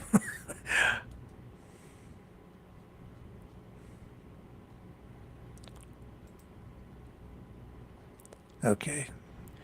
That's my notes on mens rea. And there we go. Okay. So, what's actually changed? So we know that this is the key controversial change, right? Removal of the religious defense. The core offense still requires proof beyond a reasonable doubt of willful promotion of hatred. Hatred is narrowly defined by the Supreme Court of Canada as detestation and vilification that is stronger than mere dislike or strong disagreement. There's case law on that. And a biblical passage in and of itself cannot meet that test. And so the bill adds this explicit new protection. Nothing in subsection 319 or 2.2 shall be construed as prohibiting a person from communicating a statement on a matter of public interest, including an educational, religious, political, or scientific statement made in the course of a discussion, publication, or debate, if they do not willfully promote hatred. And so that means that sermons, Bible studies, religious debates, or quoting St. Paul or any other passage in church, excuse me, online or in print, are still lawful unless prosecutors can prove that the speaker intentionally promoted extreme hatred against an identifiable group. The Bible itself is not banned. It's not restricted or even declared hate speech in and of itself. No specific verses are listed or targeted in the legislation. If they are, you go show me. You find them and you bring them to me, because that's not in there. Public reading, posting, or teaching scripture still remains legal. Now, the critics, mostly conservatives, but not all, it's like all these different religious groups. Yeah, you have concerns. I get it. Maybe you want clarification. That's fine. But the way that these influencers are framing it, the way the politicians are framing these concerns, some of them well-informed, others an emotional response to the online social media campaign designed to get you angry. Even though a lot of you have been calling for this legislation, I mean, they have you should be worried about this because you don't want overreach. And of course, there is concern that removing the old defense lowers the barrier, and it does slightly, for aggressive prosecutors maybe, or activists who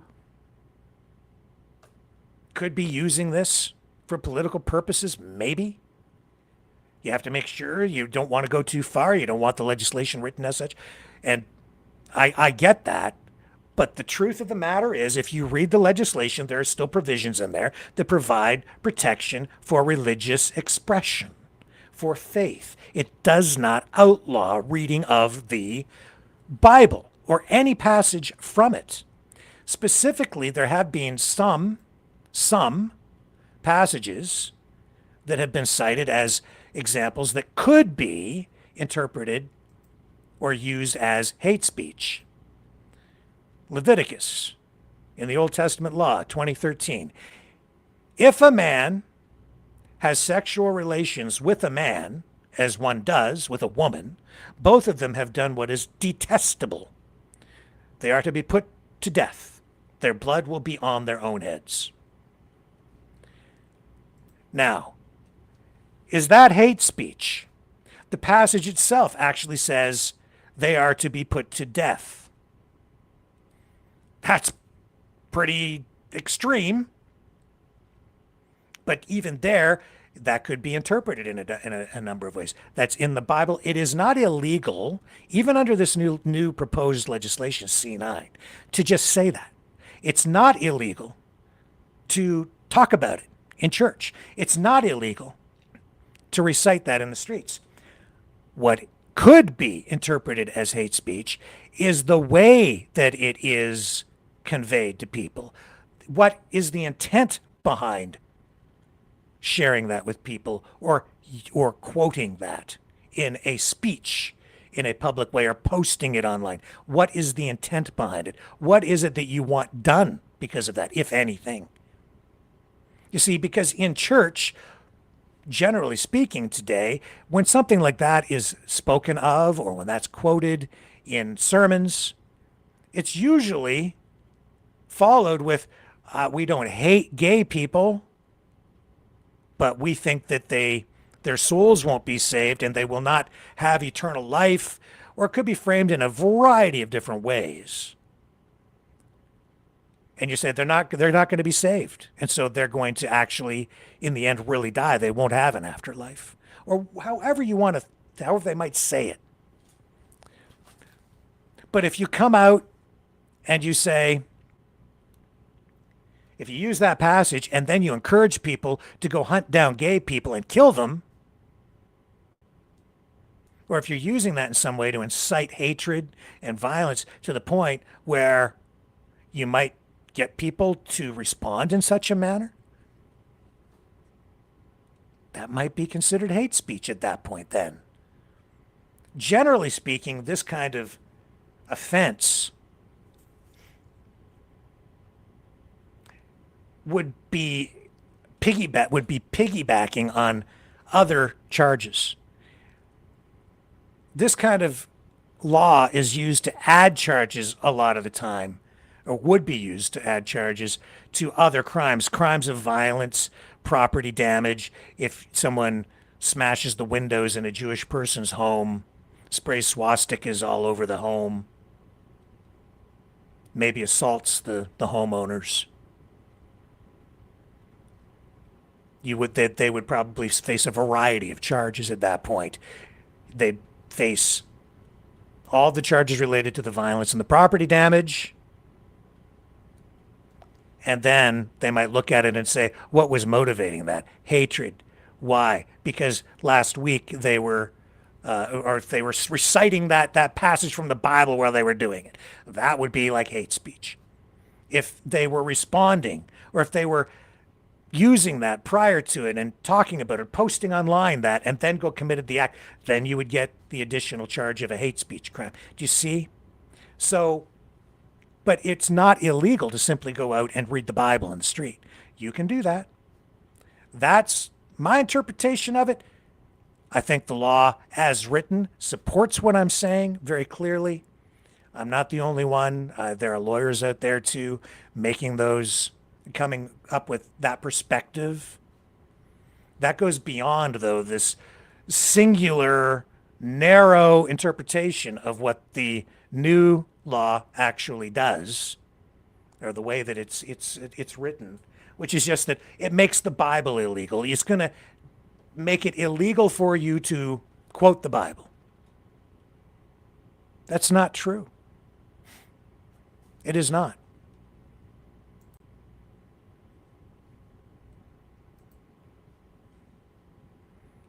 Lowers the bar somewhat for charges to be laid, but even then you still have to go to court, and they still have to prove beyond a reasonable doubt in order to get a conviction.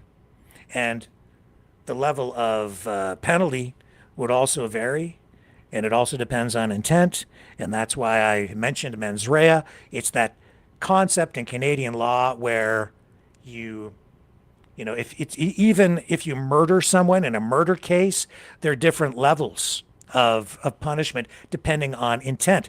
There's manslaughter, which is where you didn't really intend to kill somebody, but say through reckless behavior, the way you were driving erratically, you caused the death of someone. That could be manslaughter. And then it goes up the ladder all the way to first degree murder, where it's premeditated. Someone plans something and they kill someone with a whole plan, leading up to the killing. And then they execute that plan. The person is murdered. That's first degree murder. The criminal intent is there. It's called the criminal mind under mens rea, and as such, the penalty is much more severe, and that would result in life in prison. The circumstances surrounding this hate speech law in each individual case, the application of it would vary, penalties would vary, and all of this ultimately would be tested in court. And I'll tell you this, it's my understanding, I can't ever remember as a mainstream journalist ever covering a case where the religious exemption under the original hate speech legislation, where that exemption was even used as a legal argument. I think that if it's been ever used in Canada at any time in the past, I think it's been a very rare thing, because it's been fairly rare for these kinds of hate speech crimes to have been committed in the past, but we have seen these kinds of crimes and charges under this kind of thing increase, especially over, say, the past decade. And that is because we're seeing more tension between, especially, I think, the Muslim and the Jewish communities. And we're seeing the rise of political movements that are in conflict with each other. And a lot of it is because we have religion mixing with the politics. And you're seeing people push further and further to the outer edges of things politically. And as a result, you're getting exactly what they're concerned about over on Rebel News. People praying in the streets, but they're also concerned about the swastikas being spray painted on places of worship, attacks on Jewish people and the Jewish community. That's certainly a major concern, but it's also about, so it's not just about the legislation as it relates to Christianity. This also applies to the Quran, to other religions. It applies to all religions. Because it's the Canadian law can't discriminate. That's why it's written the way that it's been written. Read out of the Quran. This is a passage that is one of the ones being cited as possibly could be interpreted as hateful, but even here, it depends on what the intent behind the use of the passage is.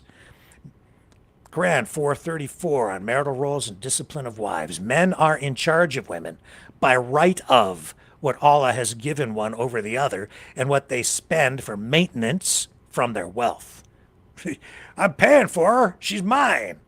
It's like treating a woman as property. So righteous women are devoutly obedient, guarding in the husband's absence what Allah would have them guard. But those wives from whom you fear arrogance, first advise them, then if they persist, forsake them in bed, and finally strike them lightly. It means you can beat your wife, but maybe you could interpret it that way. But if they obey you once more, seek no means against them. Indeed, Allah is ever exalted and grand. In other words, you can discipline your wife. You can beat her. That's how some people view that. Just an example of a passage that, depending on how you interpret that, so some women's rights groups, feminists, upset about things like that, depending on how it's used. But to just quote it, you can still quote it. You can still talk about it. You can even debate it. But if you're telling people you should go home and beat your wife tonight, that might be a different story. And then if somebody goes home and beats their wife because somebody in a position of trust and influence in the community tells them, these people, to go home and beat your wives tonight, and then a whole bunch of men go home and start beating their wives, then yeah, we've got a big problem on our hands. The wives in particular. So that could then rise to the application of this law in its intended use, which is to act as a deterrent and to lay charges under the hate speech law. But to just quote it, there's no law against it. You can even discuss it in your church, and there's a pretty high bar still that has to be met on these things. And here's the difference between the U.S. and Canadian laws.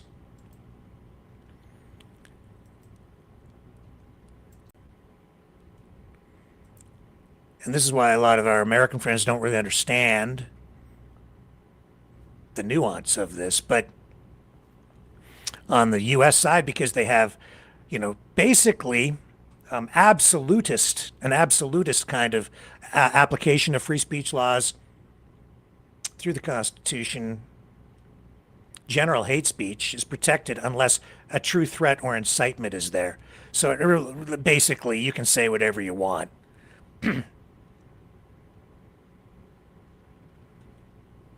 Unless you're actually out there smashing somebody in the face. And it comes right down to that. But under this new bill, it's criminal if it willfully promotes hatred or detestation. So in other words, the Canadian law is preemptive. If you're speaking like that and basically inciting violence using the language of the Bible or the Quran or any other, it doesn't even have to be religious language. It could be anything that incites anger, that could incite violence, and to basically dehumanize people in the way that people are dehumanized heading into wars. You start calling people vermin, maggots, things like that, any particular group of people, referring to them using those kinds of words to dehumanize them, now you're maybe running into areas where it could become an issue for you and charges might ultimately be laid because you're dehumanizing them and inciting violence. The reason you dehumanize someone is to make it easier for other people to attack them and in war even kill them. And in fact, that's one of the mental conditioning things that soldiers go through in the military in order to prepare them to go into battle, so that they can find it in themselves to actually kill other human beings.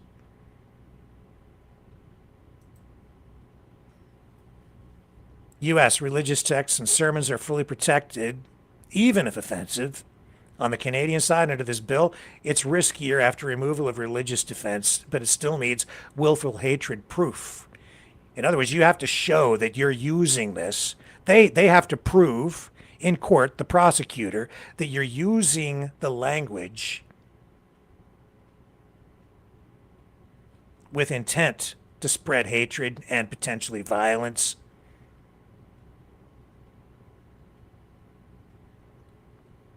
And it does identify symbols like the swastika, which on the U.S. side, you can fly the Nazi flag. You can fly the swastika down there. So if you're a neo-Nazi and you pick up a flag with a swastika on it, you can march through the streets. They won't stop you. At least they generally won't. But on the Canadian side, this is a new offense for public display promoting hatred. So they are identifying some of these symbols because they have a history behind them, right? But even in the legislation itself, if you are using those symbols for educational purposes, if you're using those symbols in ways that are not intended to spread hatred or violence, you can still use them. They can be on. You can use them in a museum. You can use them as part of your journalism. There are a lot of reasons that would be valid under the new proposed legislation on the Canadian side where you still could use them. But if you want to walk down the street with a Nazi flag calling for violence against any particular group of people, then yeah, they're going to take offense to it. How far will the government go? How will it play out in the courts with all of this stuff? Depends. It's new. And so a lot of the case law is, going to be there from the past as it related to the old legislation, which will still come into play in the way that the new legislation is, used when it makes its way through the courts with all these different court cases that over time will no doubt come. But in the States too, charging process, standard criminal process, very high bar. And in Canada, of course, they removed the requirement for Attorney General consent before charges can be laid, but there's still Attorney General involvement in the process. On the positive side, if you've got a serious crime going on, police can take action, again, faster to maybe prevent violence on the Canadian side. And if it does go to, even then though, it's still reviewed. And then when your preliminary hearings, when those take place, it has to be established that there's a reasonable chance of conviction. And then if that's met, then it goes to trial and it goes through the court system as it goes through the court system. Now, is that better? Maybe, maybe not. If you just want all of the, if you want a higher bar set, then it takes longer for charges to be laid. That's an issue for debate. Penalties limited to existing crimes, assault, threats. On the U.S. side, you can up to 2 years plus in jail if, again, additional crimes related to what you were doing, or if this is stacked on other crimes, if it's a hate motivation, is aggravating to property damage violence. Private versus public, broad protection, private conversation under Bill C-9 is often exempt, public targeted, and viewpoint discrimination strictly forbidden on the U.S. side, allowed if targeted hatred against protected groups.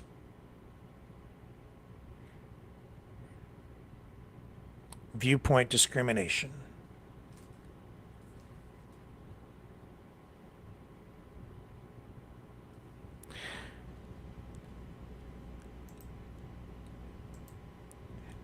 So the point being that on the U.S. side, under the U.S. Constitution, they've taken, a much more lenient view on the free speech side. On the Canadian side, we've had a more restrictive application of laws related to speech. Even so, a lot of protections have been in there for a long time, and this new bill, Bill C-9, lowers the bar for charges to be laid. But there are still provisions in there that protect free speech, and still, it's not like they've outlawed the Bible. And that is the point largely that I'm making here. This whole thing is open to, and it's going to be debated forever. But it is not accurate to say that Canada has just outlawed the Bible or that they've made it illegal to quote the Bible. That's not true. That's not true. What is true is they have responded to demands for a crackdown on hateful things, whether it's the Jewish community complaining about people painting swastikas on their places of worship. There are provisions in here also that strengthen the law to try to prevent people from blocking access to places of worship and educational institutions. That's what Bill C-9 does as well. So if you have a bunch of neo-Nazis or just straight up Nazis who form a blockade in front of a university to prevent Jewish students from going to school, Bill C-9 covers that. If they're out there chanting hateful things, then a hate speech law can be added to whatever law, like whatever charges are laid, and Bill C-9 prevents them from doing that.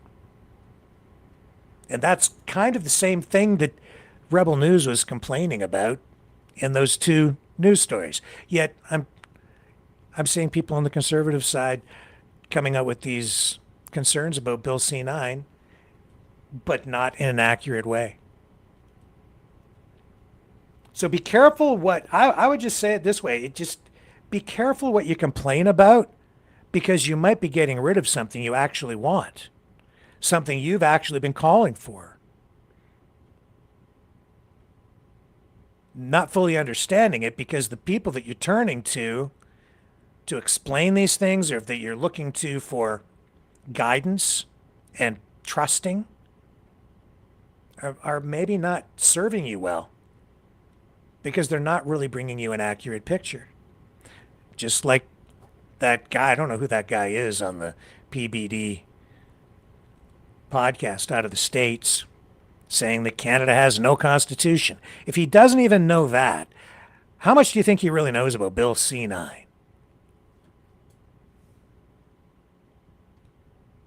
And the other reason I'm talking about this tonight is because one of our regular viewers posted on Rumble, on our channel, just in the comments section, not in the chat, but after a broadcast the other night, posted about it, and said, Rick, have you actually read Bill C-9? I said, yeah, I have.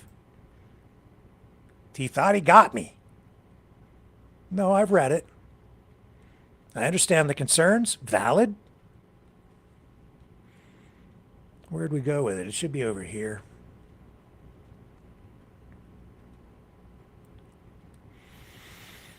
Probably faster just to bring it back up. Oh, it's right here, actually. I'm on it. Here is Bill C-9.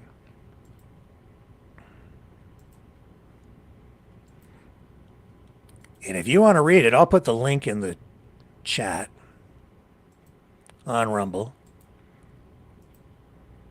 And you should, because it is not even that long. Bring it up. Here you go. Go read it for yourself, and then you decide. I have some concerns about it. I'm big on free speech, but I want accurate information. And it's not accurate to say they've outlawed the Bible. So go read it. Link's in there. I'll be back in a moment. Brightleaf Innovations is excited to offer our newest investment opportunity, the Turn Easy Bed Storage Solution. Turns with a touch, spins all the way around. Every little thing you need is easy to be found. No more clutter, no more mess on the floor. Just spin it, reach it, you don't search anymore. Turn easy bed, spin your world around. Storage made simple, the best you found. Shelves your way, keep the mess away. Charge it, store it, night or day.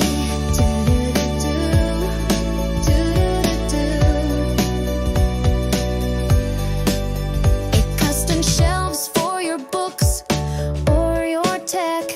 Cozy space for your treasures to protect. Built-in power when you need to recharge. Smart design that makes your bedroom feel large. Turn easy bed, spin your world around.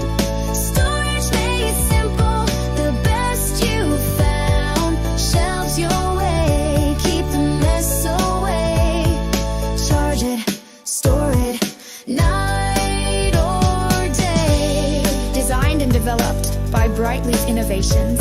Proudly Canadian and patent pending in North America. Turn Easy Bed transforms how you live.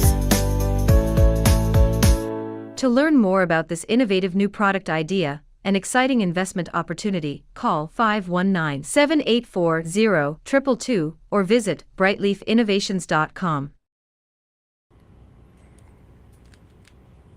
So,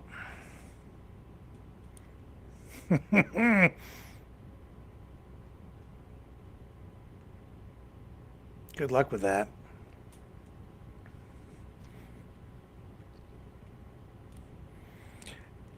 You can't have free speech unless you have guardrails, because you have to protect everyone's rights. And so there's a balance to be had there. Yeah, and I'm not cool with people spray painting swastikas on synagogues. So I'm cool with that, and I'm not cool with people blocking access to churches. And I'm not cool with people blocking access to synagogues. I'm not cool with people, and you've seen me here, these pro-Palestine protests on campuses. You want to deal with that stuff, right? Gets people upset as they chant death to Canada. And sometimes they blocked Jewish students from going to class. I'm not cool with that. But you can't have it both ways. You can't have tougher laws and not have the laws. You either have the rules or you don't. And if you have rules, they have to apply to everyone in our society because we're not a theocracy. Now, if you want to have a Christian-based theocracy and all the laws only restricting other religions, that's a whole other equation. But in our society, laws have to be applied equally without discrimination to everyone, or at least they're supposed to be. I've been of the view for a long time that all we really have had to do is just enforce the laws that we've had on the books all along. And I don't think that we necessarily need to go out. I'm editorializing. I don't think we have to go out and create new laws to deal with these ongoing long problems. I think we just have to enforce the law, but even just as importantly, enforce it equally. So if you've, during the lockdowns, you saw churches shut down, but places of worship for Muslims, a lot of them were still opening. You can't have that, because that fuels anger, and then we get to where we're at right now. It's not just having the law, it's how the law is applied and how the courts treat it, how police treat it at the time, and all of these things too. So I'm just showing you what's in the bill. I'm just telling you that the way it's written, it doesn't ban the Bible. I take offense, frankly, to people who say that. I really take offense to it when it's coming from poorly informed, ignorant American podcasters. And when I say that, I mean it's that they are ignorant of Canada. They don't understand our country. They know nothing about it. They don't even know that we have a constitution, or they are, intentionally spreading that message to undermine the idea that we're even a freaking country. Because they want to take us over. So I take offense to it, especially these days. I'm more sensitive to it. And so if you tell me I'm going to hold it up every time. It's just not true. That's true. And it's just as valid, maybe even more valid than the U.S. Constitution. Because if you think about it, even though Canada is a younger country, formed in 1867, carved out of the BNA Act, which still forms this, the history of Canada is tied directly to the history of Britain. The U.S. too. A lot of their law, it's all based on the British system.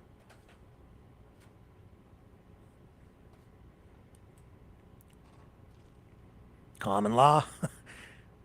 And then they created these new laws. I've had a lot of thoughts too about this birthright citizenship and the contradictions even in the arguments coming from the Trump side. Maybe we'll get into that more in the nights ahead. I know that's a touchy issue too for a lot of people. Birthright citizenship. Speaking of, birthright, you ever think? Here's a dilemma for you.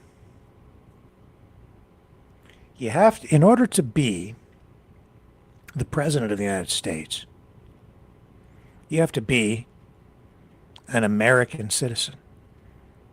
More than that, you have to be born in the United States. Trump said that Obama was an illegitimate president because he claimed that Obama was not born in the United States. People who defend Obama say that Trump was just racist about that. But then I thought back, you know, where was the first president of the United States born?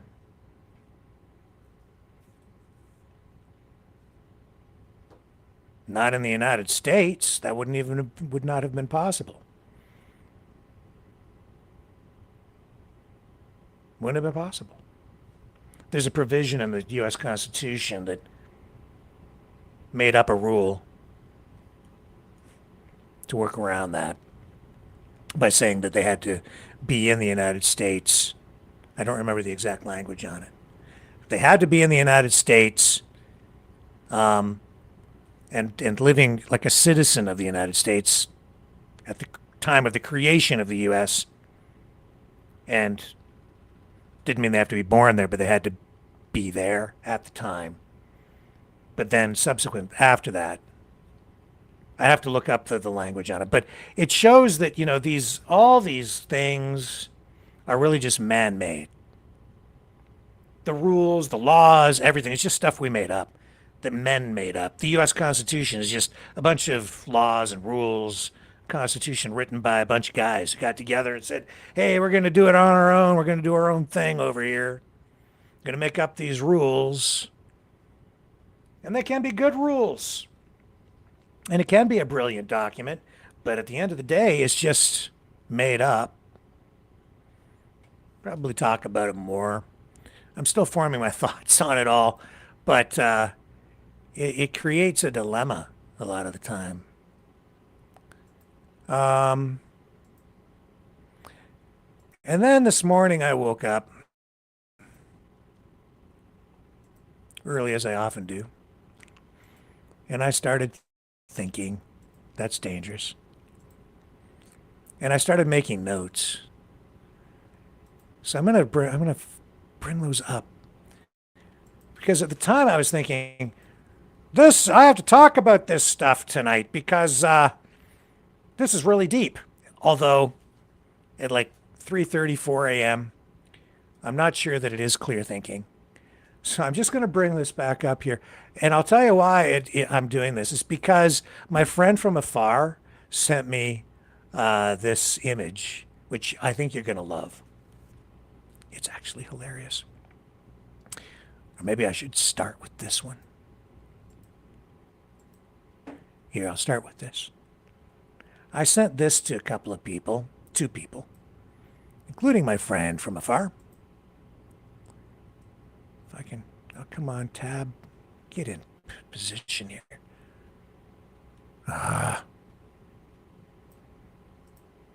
Computer, cooperate. Sorry, it's lagging and it's not doing what I want it to do.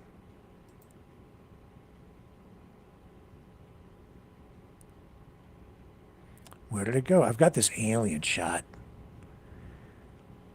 I'm going to do I think it might be time to do a new production, like the War of the Worlds thing that we did. I'll just bring it back up. Only different theme for this new one. So if you're interested in participating in that and recording a portion of it, let me know. And I can make you part of that too. It's going to involve aliens and UFOs and stuff. It's going to be fun. Here we are.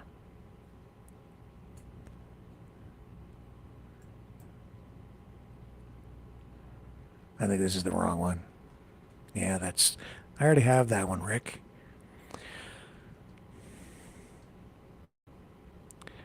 I want my alien shot.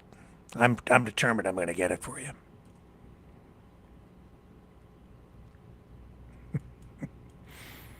I had it. I was in a thing, just stupid computer tonight I got hacked today. The computer, literally somebody trying to take control of it. And I had to shut it all down. I'm sorry this is taking so long. This is very anticlimactic in itself. Here it is. Okay. This is the image that I created and sent out to people. And then I got this response back that I'm going to show you too.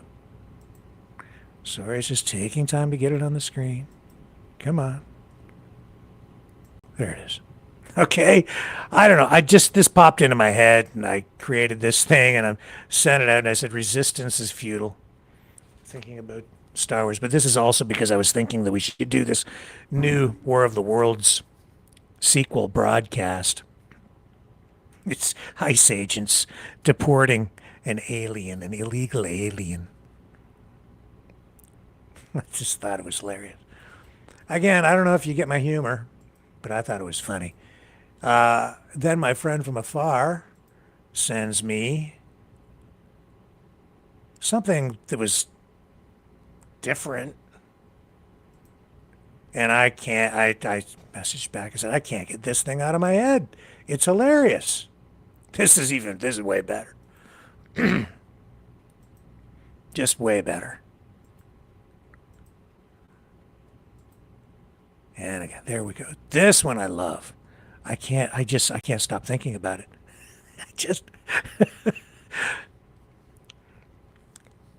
Batbird. and then I just it was about 3:30 in the morning, I guess. I awoke in the middle of the night, and my mind is sort of cloudy but clearer, and thought about this again, and my thoughts just went back to my childhood, beginning when I was about 3 years old, maybe 4. And I don't know. I had this Batman outfit that I got for Christmas, I think, one year. And it was like, I loved that thing. It was gray and had a cape and everything and a mask. Maybe they were pajamas. I don't know. But I looked just like Batman. And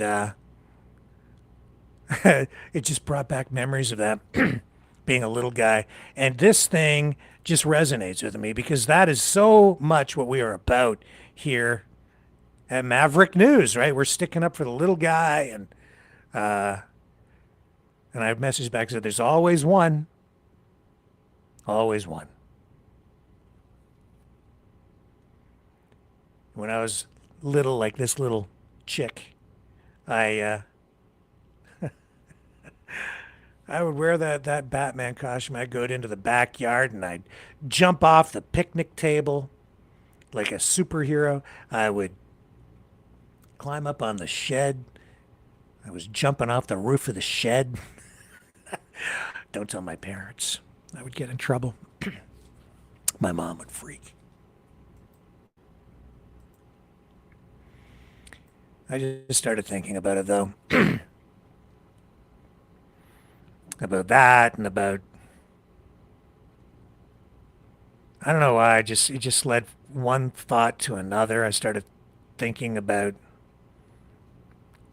quantum physics and other dimensions, which you've also been talking about on the program, what Donald Trump has been doing, the pandemic, the little guy, how it feels like we're so powerless, and yet there's Batbird, a little tiny baby chick among all the other little chicks, dressed up like Batbird, fearless and so small, leaning into the wind, standing up to the man, to evil,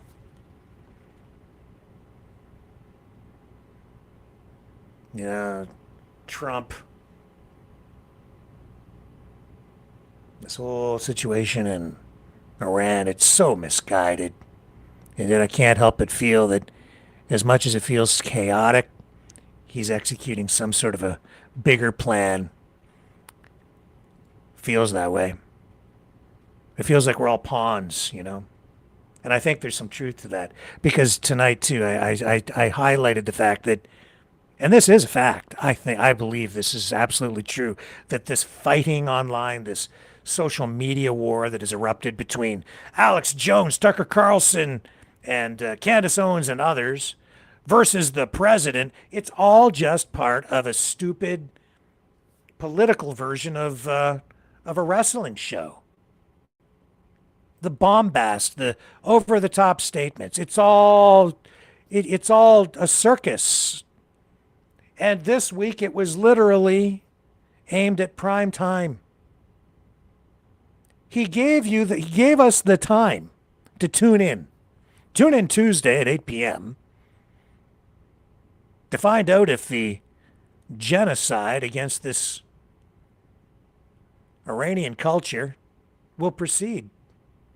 It's a cliffhanger. And we all took the bait. We all participated, didn't we? We all looked. It's all about the ratings and the clicks. It's a damn show. But at what cost? Cost of trust. You know, after World War II, the U.S. was supposed to protect the rule of law, protect allies. We, collectively, free world, gave the power and the responsibility to the United States so that nuclear weapons would not proliferate. Canada, we don't have nuclear bombs. We have the technology. We could build them, but we don't want them. We don't need them, nor does the United States really want us to have them because they don't want another country to have nukes on their border. Although there was a time when we had Bomark missiles in the Arctic, but that's another story which most people forget. That goes back a lot of years. They're not there now. And they were under the control, really, of the U.S. with some Canadian approvals, sort of. Controversial at the time. Not there now. Aimed at Russia. But now, with Trump doing all the crazy things that he's done, oh, it might be entertaining. It might be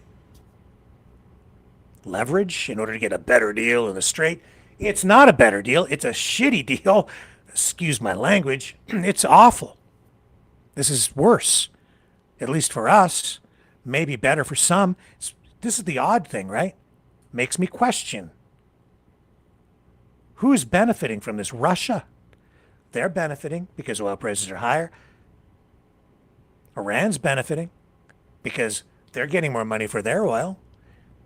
And as much as I hate to even throw it out there, is it possible that there's been some dirty backroom dealing going on?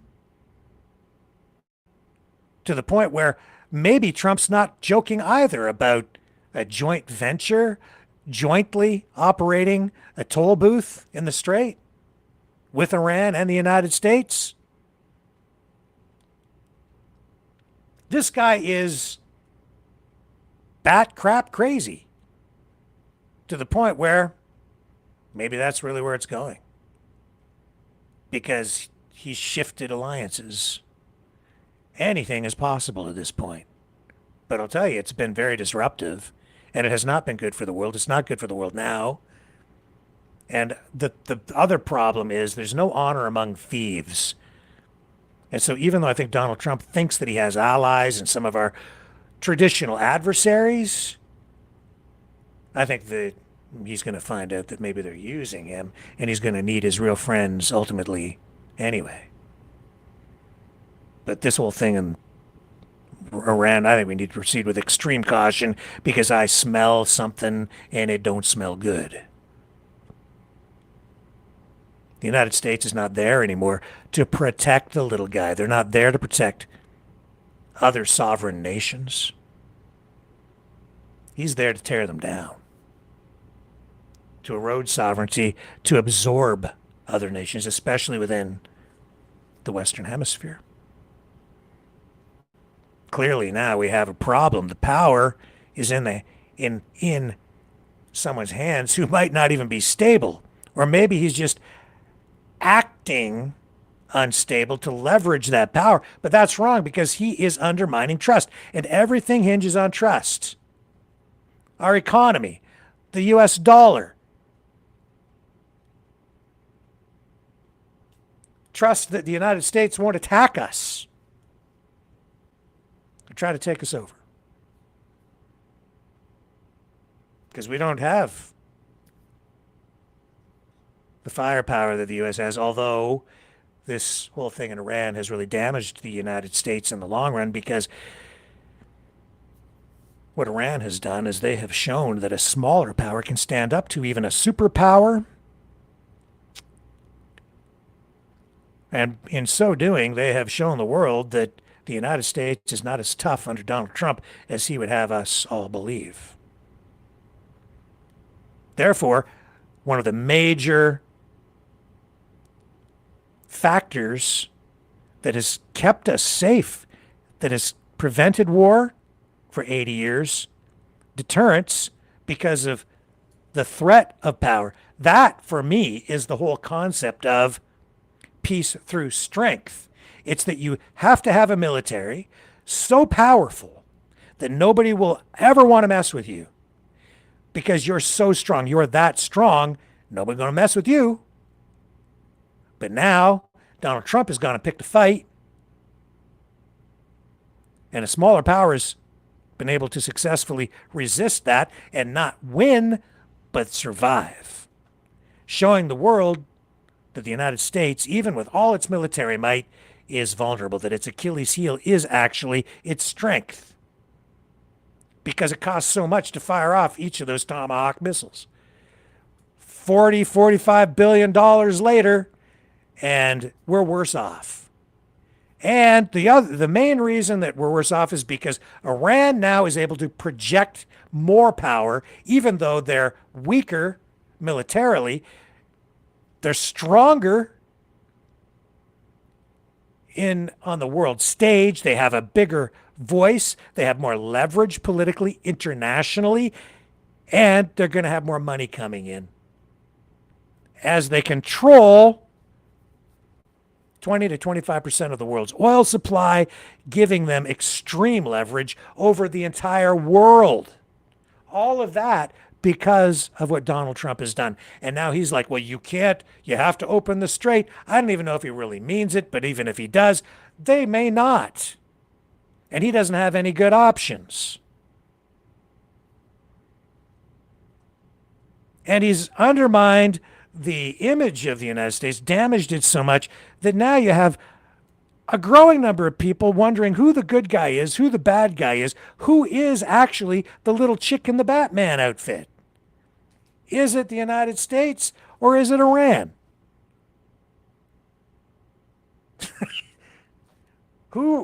Which side is the Cylons and which side is the colonial warriors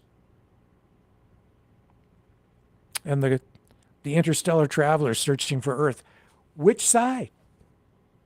Battlestar Galactica on Earth. Our economy, it's all built on trust.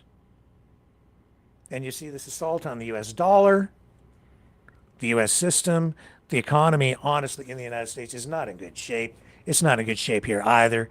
One shock after another since 2008. This one just amplified even more, ramped up because of the tariffs. It's not good. It's the United States pulling in, insulating itself because it can't compete economically. That's what protectionism is all about. When you can't compete, you put, tariff and non-tariff barriers in place to say, we don't want you here. That's usually the tool that is used. There can be other applications of tariffs, but that's largely what is being done. And Trump, that's the thing that he's just been using. And he's been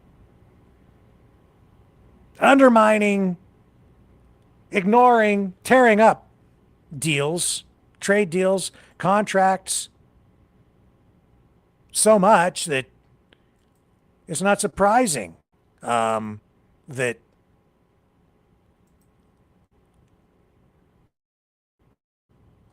Iran is sitting there saying, well, that's not the deal. And they can't trust what Trump says anyway. Even if they sign something on paper, with Trump, it's not even worth the paper that it's written on or signed on.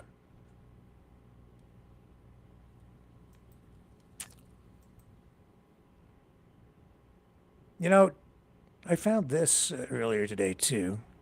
I think I've got it here. This is a guy who I've taken note of, Matt something or other. He's one of the leading commenters on energy.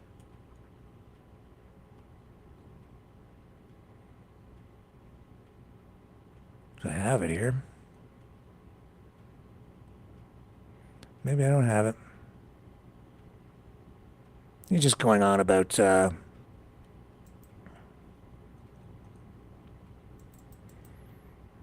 Trump has just basically destroyed trust, talking about energy and why the United States does not need to be picking fights with Canada. Yeah, I'm sorry I don't have the link. I thought I sent it to myself. It doesn't matter that much. Doesn't matter that much. The whole damn thing, though, is just a mess. And what I'm talking about here right now, it's really largely a response to the Batbird post and another post coming from... oh, you know what it is here? As we just get to the end. I know why I couldn't find it, because I wasn't looking for the right thing. It'll be under this, I think. No, doesn't matter. Speaking of hate speech, you know, under the Canadian law, if it becomes law C9, you know who could be charged? Donald Trump, I think, because one of the social media posts that he made just the other day. Here, I'll show you. He refers to the people of Iran. I think it's the people. He might say it's just the regime leaders as animals. What? Yeah, it's true. And under Bill C9, that kind of rhetoric might actually get you charged. I've heard Benjamin Netanyahu use exactly the same kind of words. A bunch of politicians, actually, even within the last year, and commentators using words like that. Here's the clip. This is, again, there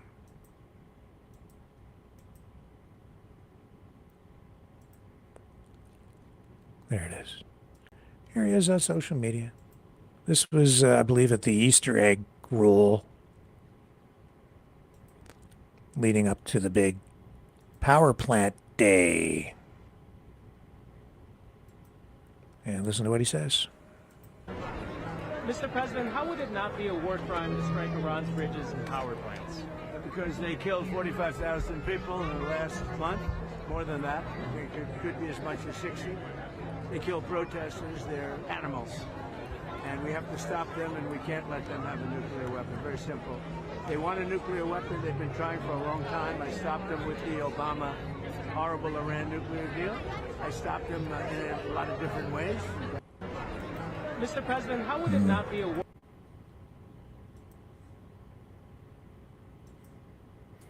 I don't know. I see language like that. I've seen influencers over the last few years even using words like maggots, and I've seen the word vermin. I've seen the word parasites used also by some politicians here in Canada, making reference to immigrants.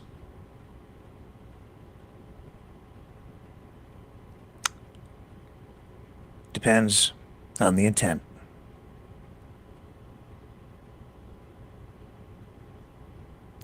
We need to be very careful. People talk about a slippery slope when it comes to the legislation, because the legislation can be weaponized against people. But I'll tell you this. As much as I am a defender of free speech, I also understand, increasingly so, since sitting in this chair and having gone through this extended free speech experiment, which is a large part of what this channel has been about, much to its own damage, because of the damage inflicted on the channel from people who have weaponized free speech against us. It's a slippery slope, but it goes both ways. That's what I've learned. Much to my disappointment. I always put the trust in the people, all the time. I gave free rein to people here with their free speech. No censorship. Say what you want.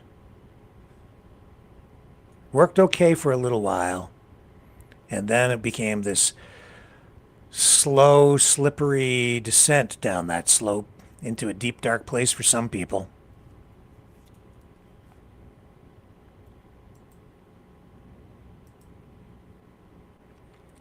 A dark, dark place.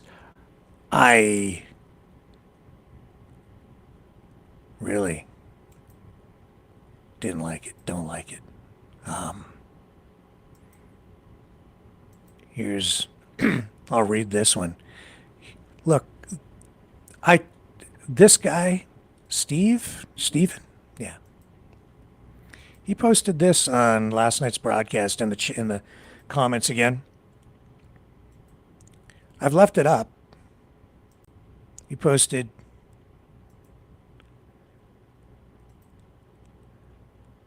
where'd we go?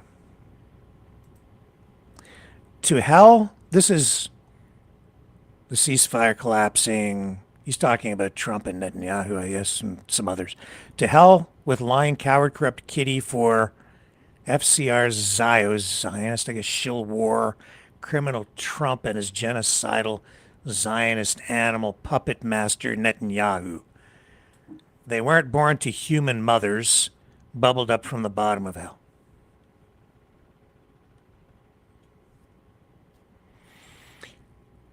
Wow. Why don't you tell us how you really feel? A lot of emotion there. I sense anger. Do you sense hate? Am I guilty of a crime for reading that? No, I don't think so. Bringing it to you for journalistic and educational purposes. Why is he posting it? And what does he want from that? Where does all that go? Slippery slope. Which way you want to slide?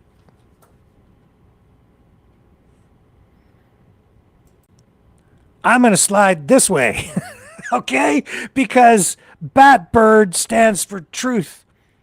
Batbird stands for justice. Batbird, I don't know if he stands these days for the American way, maybe the old American way, or maybe one of the American ways, but that's more Superman. You know why Batman was cool, is cool? Because Batman, and I assume Batbird, and even when I was cosplaying or whatever, Batman, when I was like 3 and 4 years old, Batman doesn't use guns. Doesn't like guns. Doesn't need guns. He doesn't even have actually superpowers other than his mind and his cunning and his desire to do good.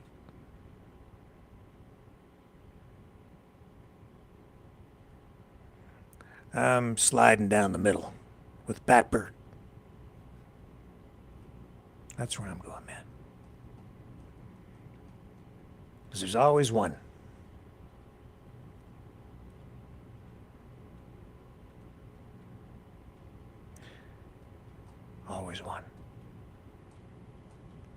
Thank you, my friend from afar, for sending that.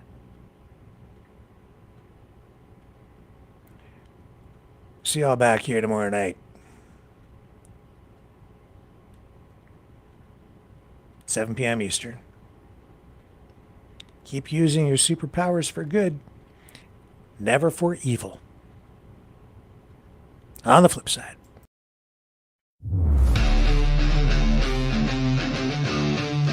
Welcome to the Matrix.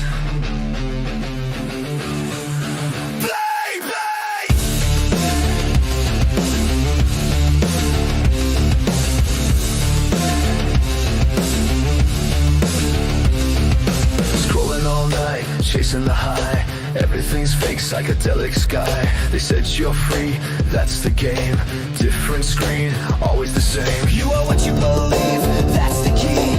Lock your mind, lose reality. If you believe it, it comes alive. Truth gets buried, nobody survives. The world is watching, brains are washing. Living the lie, glazed over eyes, hypnotized. Living the lie, no way to hide, truth denied. Switch it off, take back your mind. Living the lie. Same old story, louder now. Truth gets lost inside the crowd. Think you're awake, it's in your head. Different cage, dream is dead. The world is watching, brains are washing. Living the lie, glazed over eyes, hypnotized, zombified.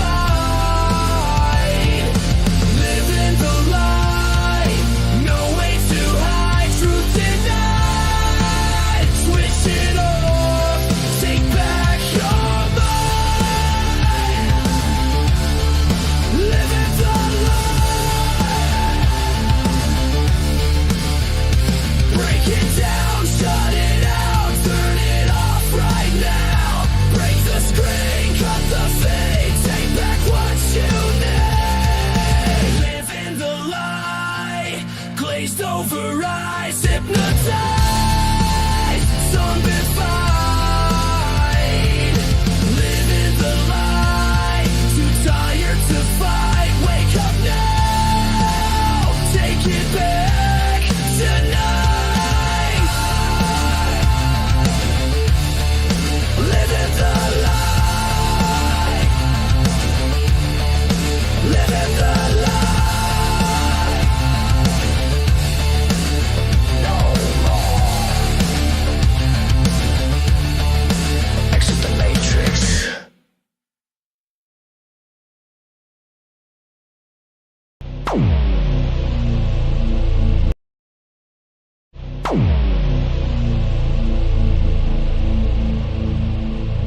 This has been a Maverick Multimedia production.